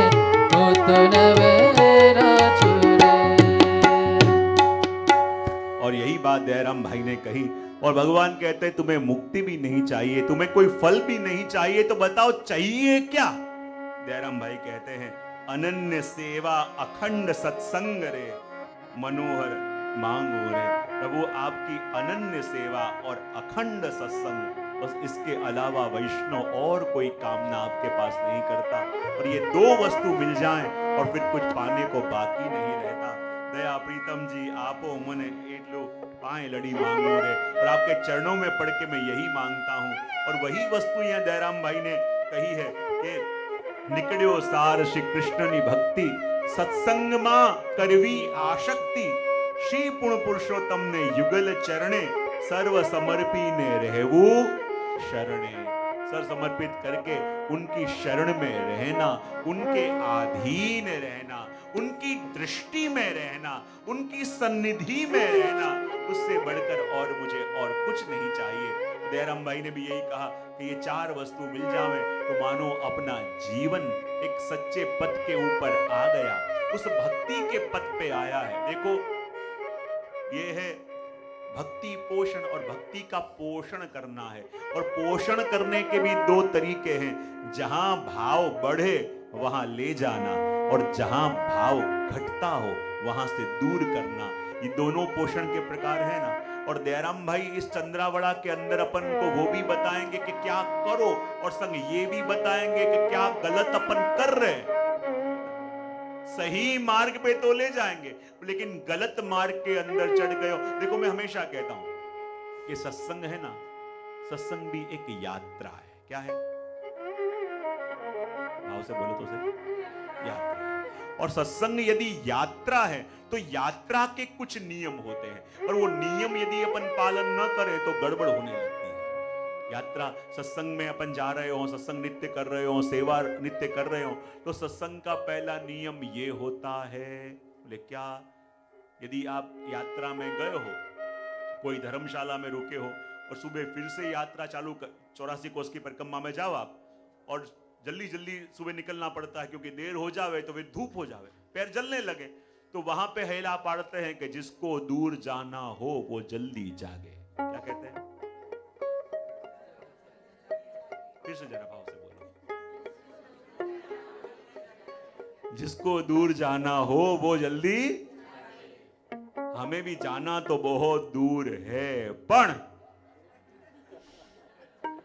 क्या बोले, जागते नहीं। देखो ये मैं नहीं बोल रहा, दूर जाना तो है पर जल्दी जागेंगे नहीं तो निकल नहीं पाएंगे, और निकल नहीं पाएंगे तो संसार की धूप जब तपने लगेगी और पैर में छाले पड़ेंगे, तब समझ में आएगा कि जल्दी निकल गए होते तो अच्छा।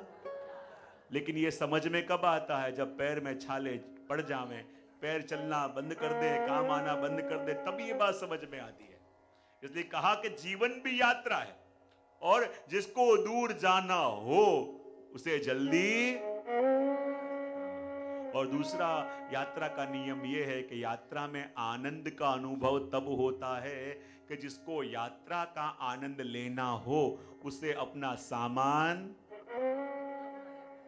क्या कितना बढ़िया जानते हो आप सभी, क्योंकि ज्यादातर जो ज्यादा रखते हैं उनको आइडिया जल्दी आता है, क्योंकि रोज घर में सुनना पड़ता है। तो जिसको यात्रा में जाना हो तो यात्रा का आनंद कब मिले? जब सामान कम हो। क्यों सामान कम हो तब? क्योंकि कई जगह ऐसा होता है कि वहां ट्रॉली भी नहीं होती, और उत्साह में, मुझे पता है कहां गए थे हम, हांगकांग थे, कहां थे पता नहीं कहां गए थे, इतनी भारी भारी पेटियां तो ले गए थे, लेकिन लैंड हुए, अब जितने चाइनीज थे छोटी छोटी पेटियां लेके निकल गए। हम लोग ट्रॉली ढोले, ट्रॉली बोले यहाँ ट्रॉली वोली नहीं होती खींच के लेना पड़ा था। तो तब समझ में आई बात, क्या कि यात्रा का आनंद लेना हो तो सामान। और तीसरा महत्व का नियम यात्रा का ये है, यात्रा के ये दो नियम तो देखे, और तीसरा महत्व का नियम यात्रा का ये है कि जिस रास्ते पे हमको जाना न हो वहां की इंक्वायरी करने में टाइम बिगाड़ना, पर बिगाड़ते इसलिए दुखी। क्या बात है, दुबई वाले मेरा कार्य आधा कर देते। जिस रास्ते पे जाना न हो, बोले पूछने में क्या है, अरे भैया उस रास्ते पे आपको कभी जाना है? बोले नहीं, खाली इंक्वायरी कर रहे हैं। बोले जो रास्ते पे जाना ही नहीं है, जिस रास्ते पे जाने का मतलब जहां जाना है उसकी इंक्वायरी कर नहीं सक रहे, और जहां जाना नहीं है वहां की इंक्वायरी करने में अपना मन ज्यादा खींचता है अपन को। तो यात्रा का मुख्य नियम ये है कि जिस रास्ते पे जाना नहीं हो वहां की इंक्वायरी करने में टाइम बिगाड़ना चाहिए। बहुत बढ़िया। तो यहां वही वस्तु कह दी कि सर्व समर्पी ने रेऊ शरणे, और सर्व समर्पी के कब रहेंगे? जब इस जीवन को यात्रा के रूप से मानेंगे, और यात्रा के रूप से मान के यात्रा के जो नियम है वो निभावें। तो कहा कि जिन प्रभु की सेवा करने की बात यहाँ पे कही, तो कहते हैं कि भक्ति करने की बात कही, लेकिन भक्ति करनी किसकी चाहिए, किसकी भक्ति करनी चाहिए? तो उस तीसरे चंद्रावड़ा के अंदर उनका वर्णन करके और कह रहे हैं, नहीं कोई जैनी समो बड़े,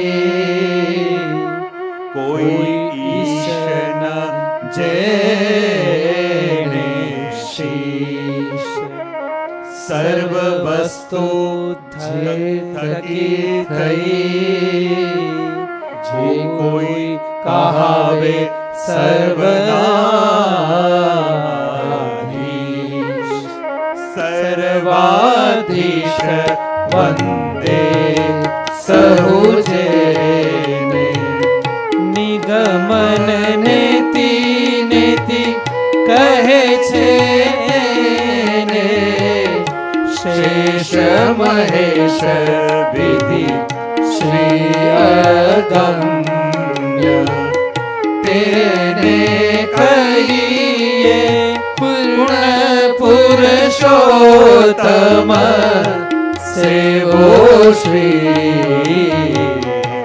कृष्ण कृपालु, सेवो श्री कृष्ण कृपालु।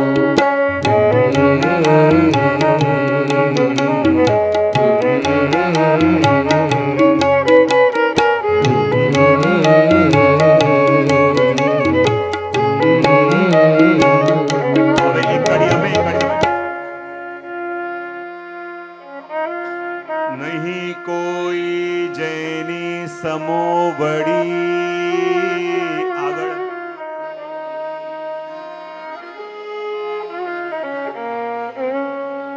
સર્વ વસ્તુ જે થકી થઈ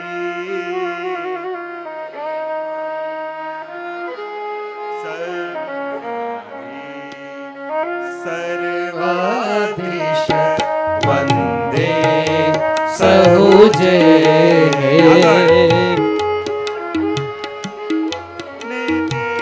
કહે છે ને શેષ મહેશ વિધિ શ્રી આગમ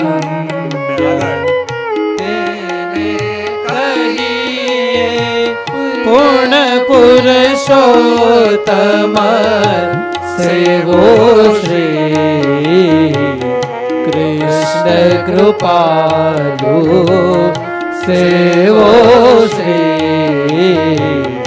કૃષ્ણ કૃપાલુ સેવો શ્રી કૃષ્ણ કૃપાલુ સેવો શ્રી કૃષ્ણ કૃપાલુ.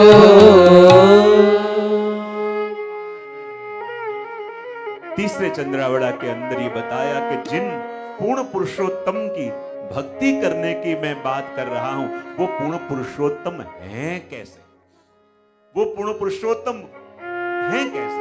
देखो अपने वहां कहते हैं कि किसी भी तत्व को ऐसे ही नहीं बताते तो उसे लक्षण के द्वारा बताया जाता है. न्याय शास्त्र का नियम है लक्षण प्रमाणाभ्याम वस्तु सिद्धि. वो कहते हैं कि लक्षण के द्वारा भी आप उसका नाम लिए बिना उसका परिचय दे सकते हो. अब मैं आपको कहूं जो सफेद रंग की हो, श्याम रंग की हो, उसके 2 सींग हो, जो सबको दूध देती हो, लोग जिसे माता भी कहते हो, वो कौन है? नाम लिया मैंने. अब आपको कहूं जो हर वर्ष दुबई में ये आयोजन करते हैं, बहुत उत्साह से ये आयोजन करते हैं और अभी दिसंबर में जो अहमदाबाद भी आए थे और आके पूरे परिवार को विनती करी, वो कौन है? नाम लिया मैंने.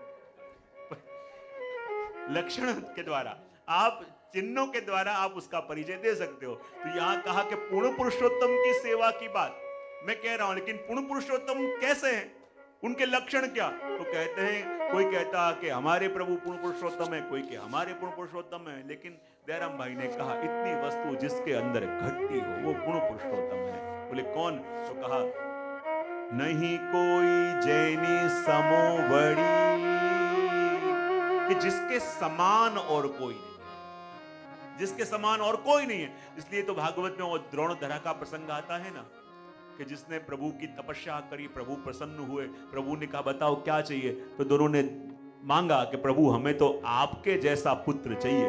भगवान ने कहा मेरे जैसा दुनिया में और कोई है ही नहीं. अब मेरे जैसा पुत्र मांगा तो मुझे ही आना पड़ेगा, और भगवान ही आए. बोले क्यों? क्योंकि उनके समान कोई है ही नहीं.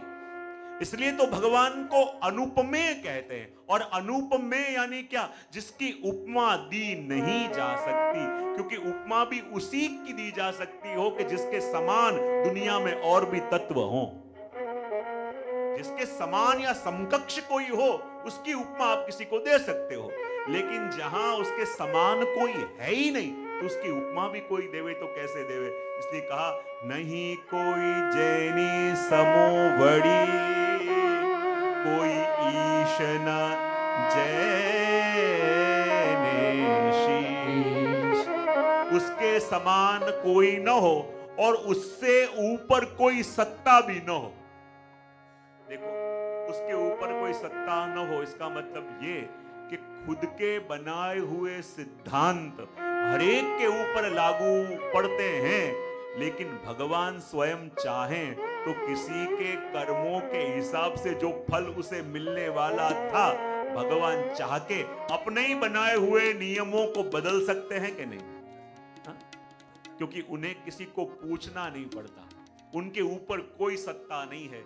इसलिए तो भगवान को कहते हैं कि करने जैसा भी करे, न करने जैसा भी करे, हर वस्तु करने वाले हैं, क्योंकि उनके ऊपर कोई सत्ता नहीं.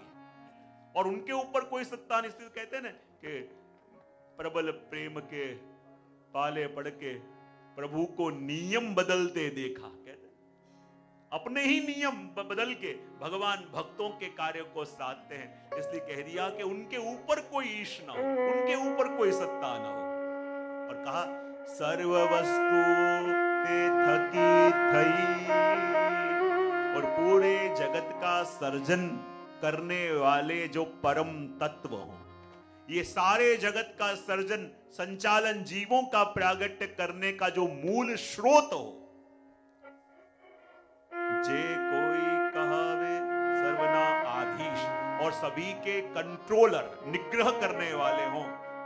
कहते हैं सर्वाधीश वंदे सहु जैने, निगम नेति नेति कहे छेने। बड़े बड़े देवता हैं, बड़े बड़े ज्ञानियां भी जिनको परम तत्व माने। कुंता जी भी कहते हैं ना, नमस्ते ईश्वरम प्रकृते परम। कुंता जी भी प्रभु की स्तुति करते हैं तो क्या कहते हैं, नमस्ते पुरुषम तव आद्यम ईश्वरम प्रकृते परम, अलक्ष्य सर्वभूतानाम अंतर बहिर्वस्थितम। प्रभु देखो, आप तो प्रकृति से भी पर हैं और हम मनुष्य प्रकृति के अधीन हैं। तो जैसे प्रकृति के अधीन हो, वो प्रकृति से पर तत्व को कैसे जान पावे, तो हम भी प्रभु आपको जानना चाहें तो कैसे जान पावे। वैसे ही भगवान किसकी भक्ति करनी कि उनके बराबरी कोई कर सकता ना हो, जिनके ऊपर और कोई सत्ता ना हो, सर्व वस्तु जिनके कारण ही उत्पन्न हुई हो, जो सर्व के ईश है और सर्व वस्तु उनके अधीन है।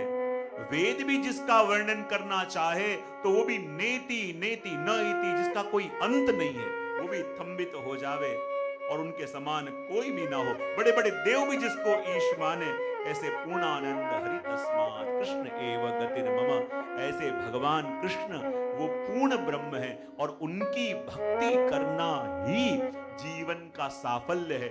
ये बात तृतीय चंद्रावड़ा के अंदर दर्शन करके आगे चतुर्थ चंद्रावड़ा के अंदर उसी बात का विस्तार करते हुए अब तर्क के द्वारा बात गले में बैठाते हैं। जयराम भाई आगे कहते हैं, श्री पुरुषोत्तम ने पर हरि,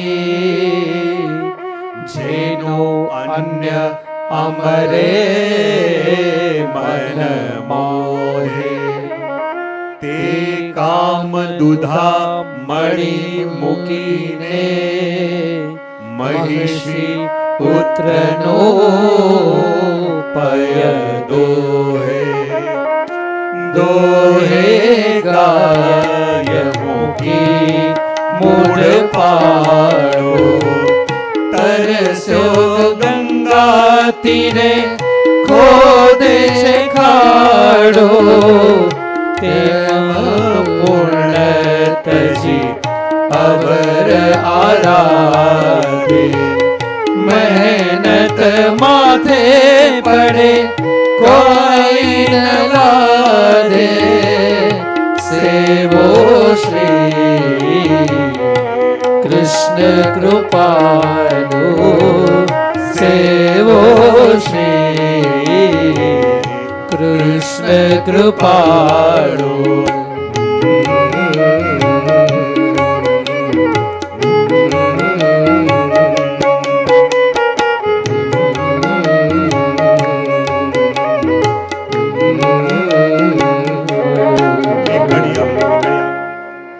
पुरुषोत्तम ने पर हरि, आगे अमरे मन मोहे, ते काम दुधा मणि मुकीने, आगे पुत्र नो पय दोहे, दोहे गाय मुकी मूढ़ पाड़ो, तरसो गंगा तीरे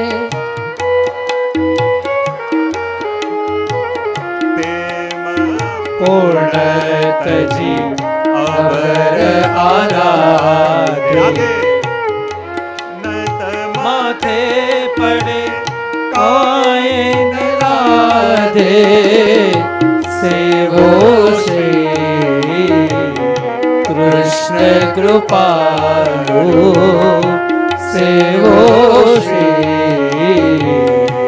कृष्ण कृपालु सेवो श्री कृष्ण कृपालु सेवो श्री कृष्ण कृपालु।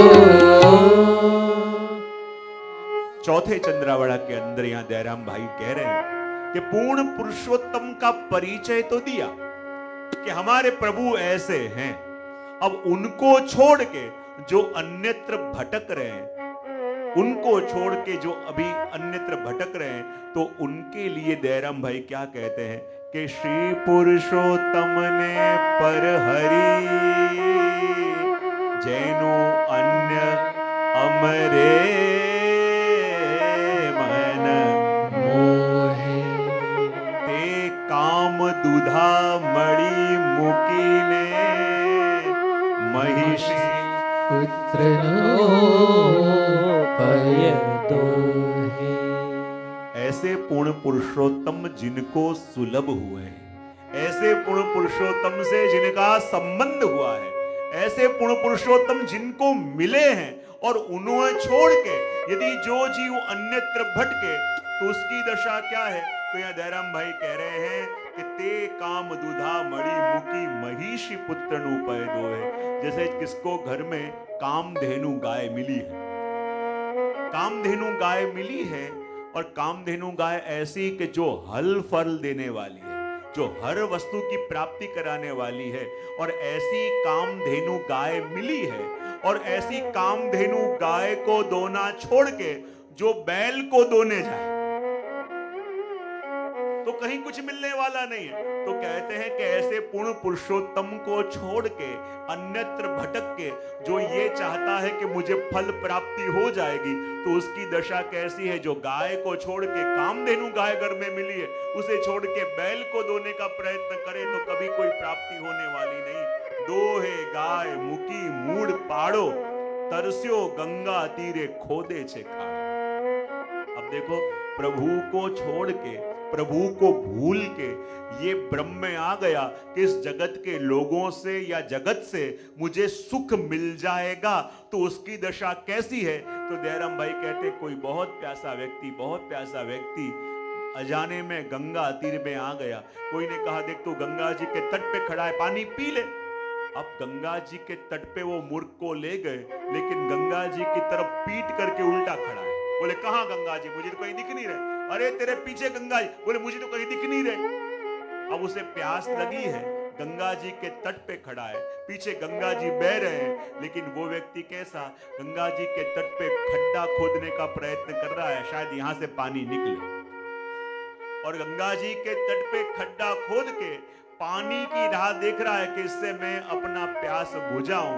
तो दयाराम भाई कहते हैं वो ऐसा ही मूर्ख है कि जैसा पूर्ण पुरुषोत्तम जिनको मिले हों, गोवर्धन धरण के सम जिनका संबंध हुआ है, और ऐसे प्रभु को छोड़ के, ऐसे प्रभु को भूल के ये दुनिया के लोगों से मुझे सुख मिल जाएगा, ये दुनिया में मुझे कहीं आनंद मिल जाएगा, उसकी दशा ऐसी ही है कि भाग्य से गंगा जी के तट पे आ तो गया, पर गंगा जी से विमुख होके खड्डा खोद रहा है कि यहां कहीं पानी मिले तो मैं अपनी प्यास बुझाऊं। तो कहा कि दोहे गाय मुकी मूड पाड़ो तरस्यो गंगा तीरे खोदे छे खाड़ो। प्यासा है, गंगा जी के तट पे आ गया, पर प्रेम की सरिता, ज्ञान की सरिता, गंगा जी वहां बह रहे हैं, लेकिन मूर्ख वहां पीट करके यानी उनसे विमुख होके वो अन्यत्र सुख ढूंढने का प्रयत्न कर रहा है। जैसे वो मूर्ख कहा जाएगा तेम पूर्ण तजी अवर आराधे, मेहनत माथे पड़े काई न लागे। वैसे ही पूर्ण को छोड़ के जो अपूर्ण को प्रसन्न करने जाए तो अपूर्ण वो है जिसका खुद का ठिकाना नहीं है। अब जो इसका खुद का ठिकाना नहीं है वो हमें स्थान कैसे देंगे? ये जगत के अंदर जगत के लोगों की दशा कैसी है? एक तो कब्र में है और एक केले के छिलके में है। कौन सा पैर पहले जाएगा भरोसा नहीं। तो ऐसे का आश्रय करने जाओगे तो वो तो गिरेगा, लेकिन संग में अपन को भी लेके जाएगा। तो कहा कि इस जगत के अंदर पूर्ण का आश्रय करें, और जब पूर्ण का आश्रय करेंगे तब वो पाएंगे कि जो पाने के लिए अपन जगत में आए हैं। इसलिए कहा कि जितेम पूर्ण तजी अवर आराधे, मेहनत माथे पड़े काई न लाधे। प्रभु को छोड़ के और जगत को प्रसन्न करने का प्रयत्न ऐसे ही है जैसे वो कोलू का बैल होता है, कितने किलोमीटर घूम लेता है। उसका वो देखेगा, आजकल फोन में क्या डालते हैं वो स्टेप्स, क्या बोलते हैं उसको, हाँ स्टेप्स गिनने के लिए, और अपने परिवार को दिखाना तो बड़े राजी हो जाएंगे कि हाँ इतने स्टेप चला है। लेकिन पहुंचे भैया चला इतना, लेकिन पहुंचा कहाँ? बोले जहां था वहीं के वहीं हूं। घंटों तक घूमा लेकिन रहा कहाँ? वहीं के वहीं। तो ऐसी दशा उस जीव की होती है कि प्रभु को छोड़ के अल्प का आश्रय कर लिया, और अल्प के लिए वो कितना भी भागेगा, कितना भी दौड़ेगा। तो यहाँ दयाराम भाई कहते हैं कि मेहनत माथे पड़े काई ना। पता है बतरा जी भांग वांग जान के रात को नौका में बैठ गए, पूरी रात नौका चलाई। बोले अब गोकुल आ गया होगा। सुबह पता चला नौका तो चलाई लेकिन किनारे पे बंधी हुई थी, खोलना भूल गए। पूरी रात नौका चलाई तो नौका आगे जाएगी? बोले जहां थी वहीं के वहीं रही। और अपनी नौका भी कुछ इसी प्रकार की है, चलाते तो बहुत है लेकिन आगे बढ़ती, क्योंकि किनारे से बंधी हुई हम खोलना भूल, इसलिए वहीं के वहीं, बस यही सार है। तो इसलिए यहां कह दिया कि तेम पूर्ण तजी अवर अराधे, मेहनत माथे पड़ी काई न लादे। ऐसे अपूर्ण का आश्रय करें तो और कुछ मिलेगा नहीं, मेहनत माथे पड़ने वाली है। और उसी बात को आगे बढ़ाते हुए 5वें चंद्रावड़ा के अंदर जयराम भाई कहते हैं, राखी भरोसो अन्यनो, न करे आश्रय अविनाश। इच्छे अखिल दुख वामवा, वड़ी श्रेव थवा मन आश। आश करे तरवा दधिपूर, स्वाननो हाथ ग्रही लंगूर। जे जे वो पामसे सागर पार, तरसे ते वो हरि विमुख संसार। से वो श्री कृष्ण कृपालु, से वो श्री कृष्ण कृपालु।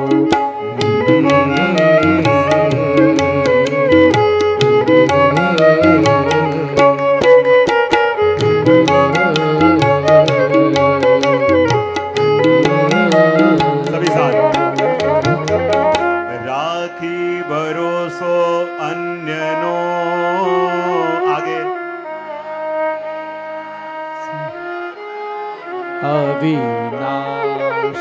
इच्छे अखिल दुख वामवा, आगड़ कामन आश।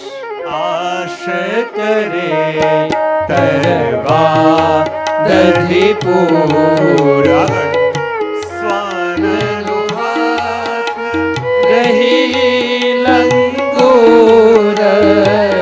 तेजे वो पाम से सागर पार, ते वो हरि विमुख संसार। से वो श्री कृष्ण कृपालु, से वो श्री कृष्ण कृपालु। से वो श्री कृष्ण कृपालु, से वो श्री कृष्ण कृपालु।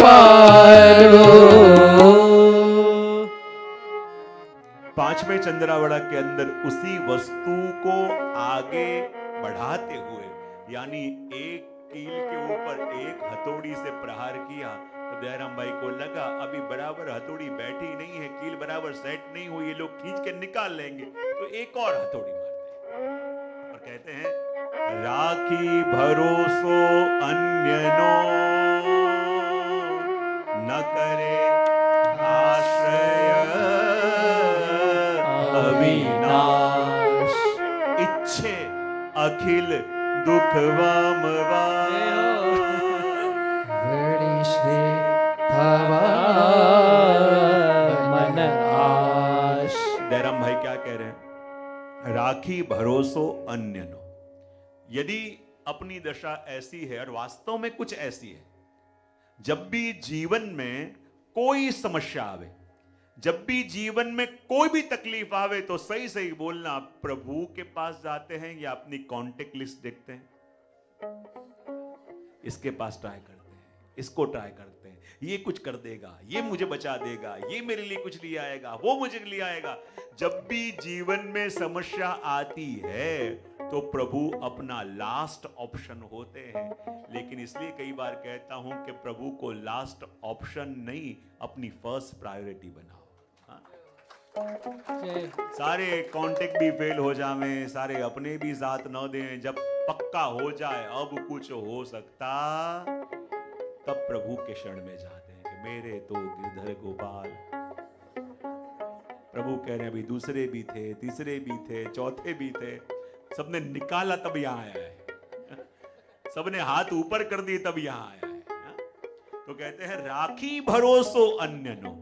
जब तक अपने मन में ये लालसा रहती है कि कहीं कुछ जगत के लोग मेरा अच्छा कर सकते हैं, मुझे बचा सकते हैं, मेरी रक्षा कर सकते हैं, और ये संसार का सनातन नियम है कि जब जहाज डूबने वाला हो ना, तो सबसे पहले चूहे भागते हैं। जब अच्छा समय चल रहा हो तो दूर दूर से सब कहेंगे अरे अब तो बहुत पुराने हैं, अपन तो बहुत पुरानी पहचान है, भाग भाग के आएंगे।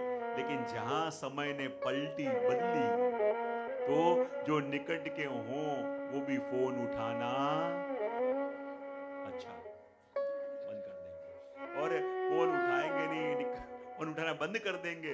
जहां अपन को आशा थी अरे इतने हाई हाई कांटेक्ट मेरे हैं, इनको तो इतने लोग जानते हैं, इसको इतने लोग जानते हैं, वो मेरा कुछ कर देगा।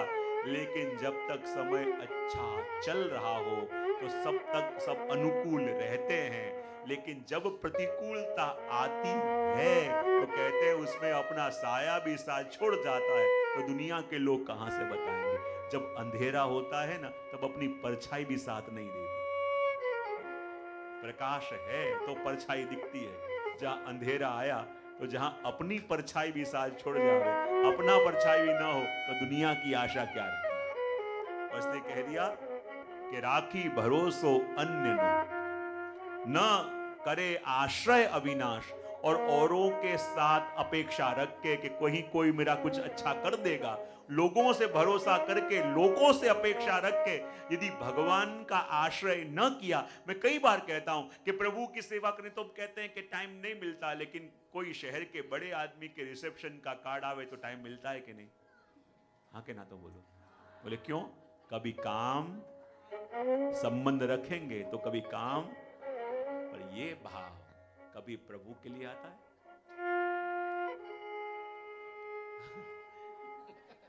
बड़ों से संपर्क रखते हैं, बोले कि ये बचाएगा वो बचाएगा, लेकिन प्रभु के सानिध्य में रहे तो ये समस्या आएगी ही नहीं कि आपको किसी के आगे हाथ पैर जोड़ने पड़े।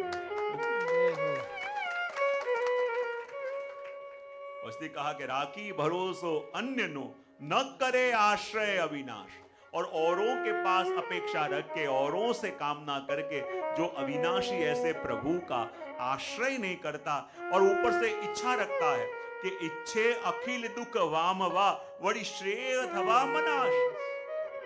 एक तो आश्रय ही अपन ने गलत किया, जो अविनाशी है, जो प्रभु सर्वसमर्थ हैं, उनका आश्रय छोड़ के जगत का आश्रय करके अपन बैठे हैं, तो अपना लक्ष्य ही गलत हुआ। और ऊपर से ये चाहते हैं कि जीवन में कोई समस्या ना आवे, जीवन में कोई तकलीफ ना आवे। तो देखो, जिसके पास जो होगा वो वही देगा। जगत के पास क्या है, बोले समस्या, तो उसका आश्रय किया तो जीवन में क्या आएंगी। और प्रभु के पास क्या है, बोले आनंद, उसका आश्रय करेंगे तो जो उनके पास है वो देंगे। इसलिए तो जब कुंता जी ने प्रभु से मांगा ना कि प्रभु मुझे दुख दो, स्तुति जानते हैं ना बन सब, दुख मांगा, तो दुख मांगा। सब लोग कहते हैं कि देखो कुंता जी को कैसा भाव कि उन्होंने दुख मांगा। बोले ये भाव तो है, पर संग में उनकी चतुराई भी है। बोले क्यों? उनने प्रभु से वो मांग लिया जो प्रभु के पास है ही नहीं। क्या मांगा? कि मुझे दुख दो। अब प्रभु के पास राज्य मांग लिया होता, सुख मांग लिया होता, आनंद मांग लिया होता, तो प्रभु उसी समय दे के और द्वारिका चले जाते। पर कुंता जी ने वो मांगा कि जो प्रभु के पास है ही नहीं। अब है ही नहीं तो दे नहीं पाए, और दे नहीं पाए तो फिर अधीन हो गए, और जहां कुंता जी बोले वापस जाना पड़ा हस्तिनापुर। क्या मांगा? कि मुझे दुख दो। अब जो आनंद के धनी है, जो आनंद मात्र करपाद मुखोदर आदि, जो आनंद स्वरूप हैं, अब उनके पास दुख है ही नहीं। अब दुख है ही नहीं तो वो देंगे कैसे? और इसलिए कुंता जी ने और कुछ न मांग के बोले राज्य मांगूंगी तो दे देंगे, संपत्ति मानू देके चले जाएंगे, और कुछ मांगा देके चले जाएंगे, और जाने देना नहीं था। इसलिए कुंता जी ने वो मांग लिया जो प्रभु के पास है ही नहीं, और दे ना पाए, इसलिए कुंता जी के संग वापस जाना पड़ा हस्तिनापुर। तो इसलिए यहाँ कह दिया कि इच्छे अकिल दुख वामवा बड़ी श्रेष्ठ हवा मन आश। और प्रभु को छोड़ के सुखी होने का प्रयत्न करे तो कहते उनकी दशा कैसी है? आश करे तरवा दधिपुर, स्वाननु हाथ ग्रही लंगूर। इस जगत का सहारा लेके, जगत के लोगों का सहारा लेके मैं भवसागर तर जाऊंगा, मेरा कल्याण हो जाएगा, मैं सुखी हो जाऊंगा, ये आशा रखनी वैसी ही है। दृष्टांत दयाराम भाई देते हैं, और क्या कहते हैं कि जैसे एक छोटा सा स्वान समुद्र किनारे घूम रहा था, वहां एक लंगूर आया। लंगूर जानते हो ना? लंगूर आया और दोनों ने विचार किया कि देख तुझे तैरना आता है? स्वान ने कहा मुझे आता है। बोले मुझे समुद्र के उस पार जाना है। तो देख प्रभु ने अपन दोनों को कुछ सोच के मिलाया है। ऐसे कर स्वान, तू छलांग लगा और मैं तेरी पूंछ पकड़ के ये पूरे समुद्र को पार अपन दोनों कर जावें। और ये सोच के वो लंगूर यदि स्वान की पूंछ पकड़ के उस तूफानी समुद्र को पार करना चाहे तो कितना दूर जा पाएगा? खुद भी डूबेगा और उसे भी डुबोएगा। तो कि जगत का हाथ पकड़ के, जगत का आश्रय करके अपन सुखी हो जाएंगे, जगत का सहारा लेके अपना कल्याण हो जाएगा, ये आशा ऐसी ही है कि जैसे एक लंगूर स्वान की पूंछ पकड़ के और सागर को पार करना चाहे, वैसी ही कामना अपन भव सागर को पार करने की करते हैं किसी लौकिक का आश्रय लेके। आश करे तरवा दधिपुर, स्वाननु हाथ ग्रही लंगूर। तेजे वो पामशे सागर पार, तरशे ते वो हरिमुख संसार। और देखो लंगूर की खासियत, लंगूर का एग्जाम्पल क्यों दिया? पूरा दिन पेड़ पे बैठा रहता है, लेकिन वो कभी भी अपना घर नहीं बनाता, अपना आश्रय नहीं बनाता। और जब बारिश होती है तो सभी पंछियां अपने अपने घोंसलों में चले जाते हैं, पर इसने अपना कोई सहारा बनाया नहीं, तो पूरी रात भीगता रहता है और कांपता रहता है। तो ऐसी ही दशा उस जीव की होती है जो औरों के सहारे रहा, पर जिसने प्रभु के चरणों में अपना घर नहीं बनाया, उसे संसार की बारिश में ऐसे ही भीगते रहना पड़ता है, ठठुरते रहना पड़ता है, कांपते रहना पड़ता है, जूझते रहना पड़ता है।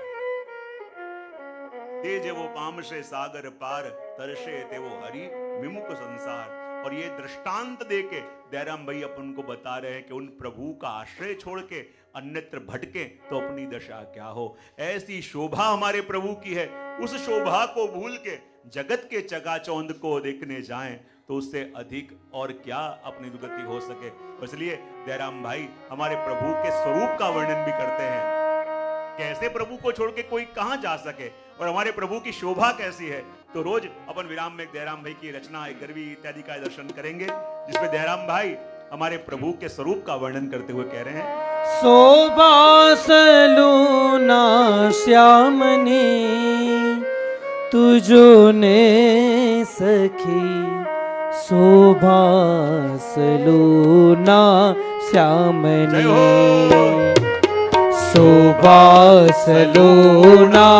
શ્યામની તુજોને સખી શોભાસલુના શ્યામની શોભાસલુના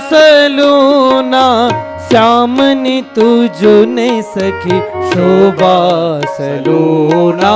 શ્યામની શોભાસલુના શ્યામની તુજોને સખી શોભાસલુના શ્યામની સલુના હો શોભાસલુના શ્યામની તુજોને સખી શોભાસલુના શ્યામની શોભાસલુના શ્યામની તુજોને સખી શોભાસલુના શ્યામની सभी की तालियां भाव से।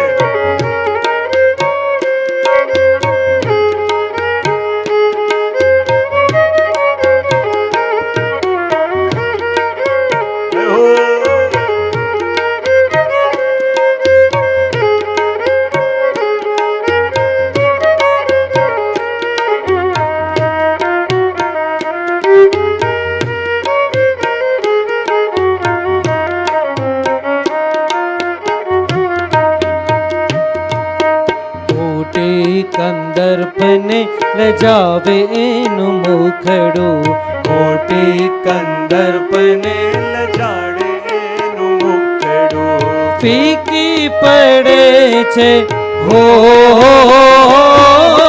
ફીકી પડે છે કલા કામની તુજોને સખી શોભાસલુના શ્યામની શોભાસલુના શ્યામની તુજોને સખી શોભાસલુના શ્યામની जय हो सभी की तालियां भाव से।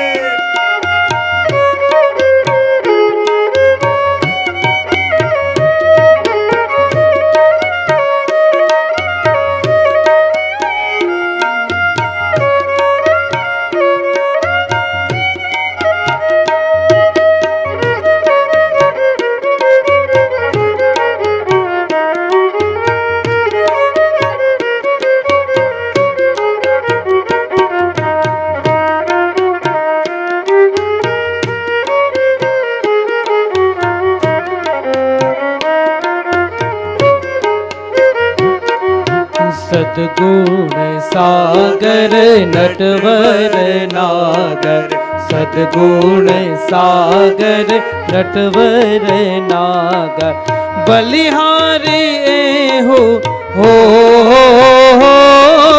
બલિહારી એ હો ના નામની તુજોને સખી શોભાસલુના શ્યામની શોભાસલુના શ્યામની તુજોને સખી શોભાસલુના શ્યામની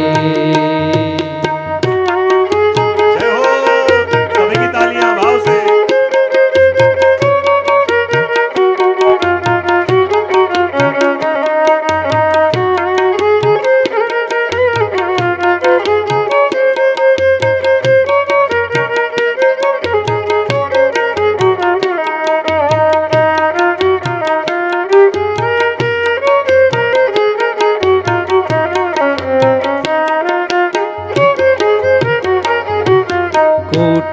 આભૂષણનું એ રે ભૂષણ કોટી આભૂષણનું એ રે આભૂષણ સીમા તે છુએ હો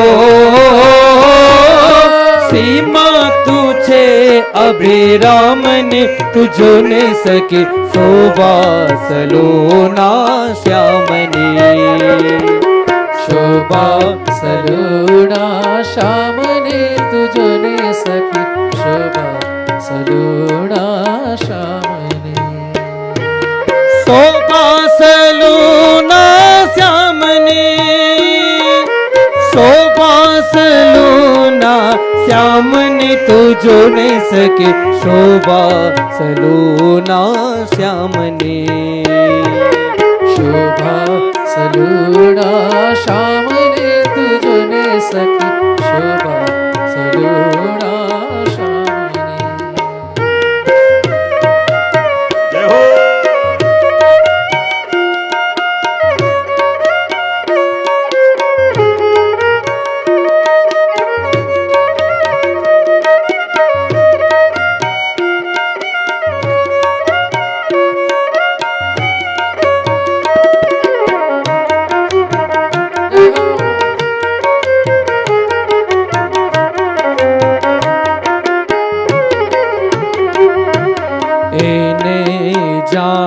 तिन सारे सर्वनो एने जाने ते सारे सर्वनो बीज वस्तु हो बीज वस्तु नति कामनी तुझो ने सके शोभा सलूणा श्यामने शोभा सलूणा श्यामने तुझो ने सखी शोभा सलूणा श्यामने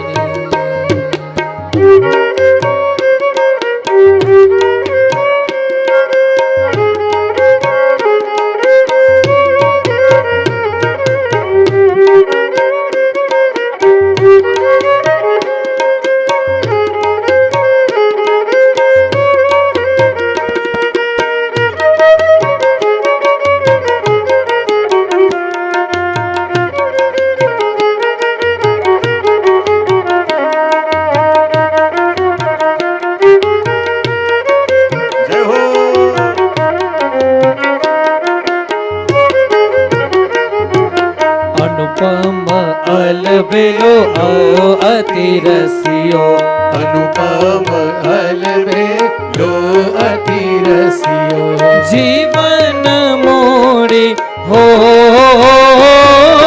जीवन मोड़ी दया रामनी तुझो ने सके शोभा सलूणा श्यामने शोभा सलूणा श्यामनी तुझो ने सके शोभा सलूणा श्यामने शोभा सलूणा श्यामने तुझो ने सके शोभा सलूणा श्यामने शोभा सलूणा श्यामने शोभा सलूणा श्यामने तुझो ने सके शोभा सलूणा श्यामने शोभा सलूणा श्यामने तुझो ने सखी शोभा सलूणा श्यामने ए अनुपम अलबेलो अति रसियो अनुपम अलबेलो अति रसियो हे जीवन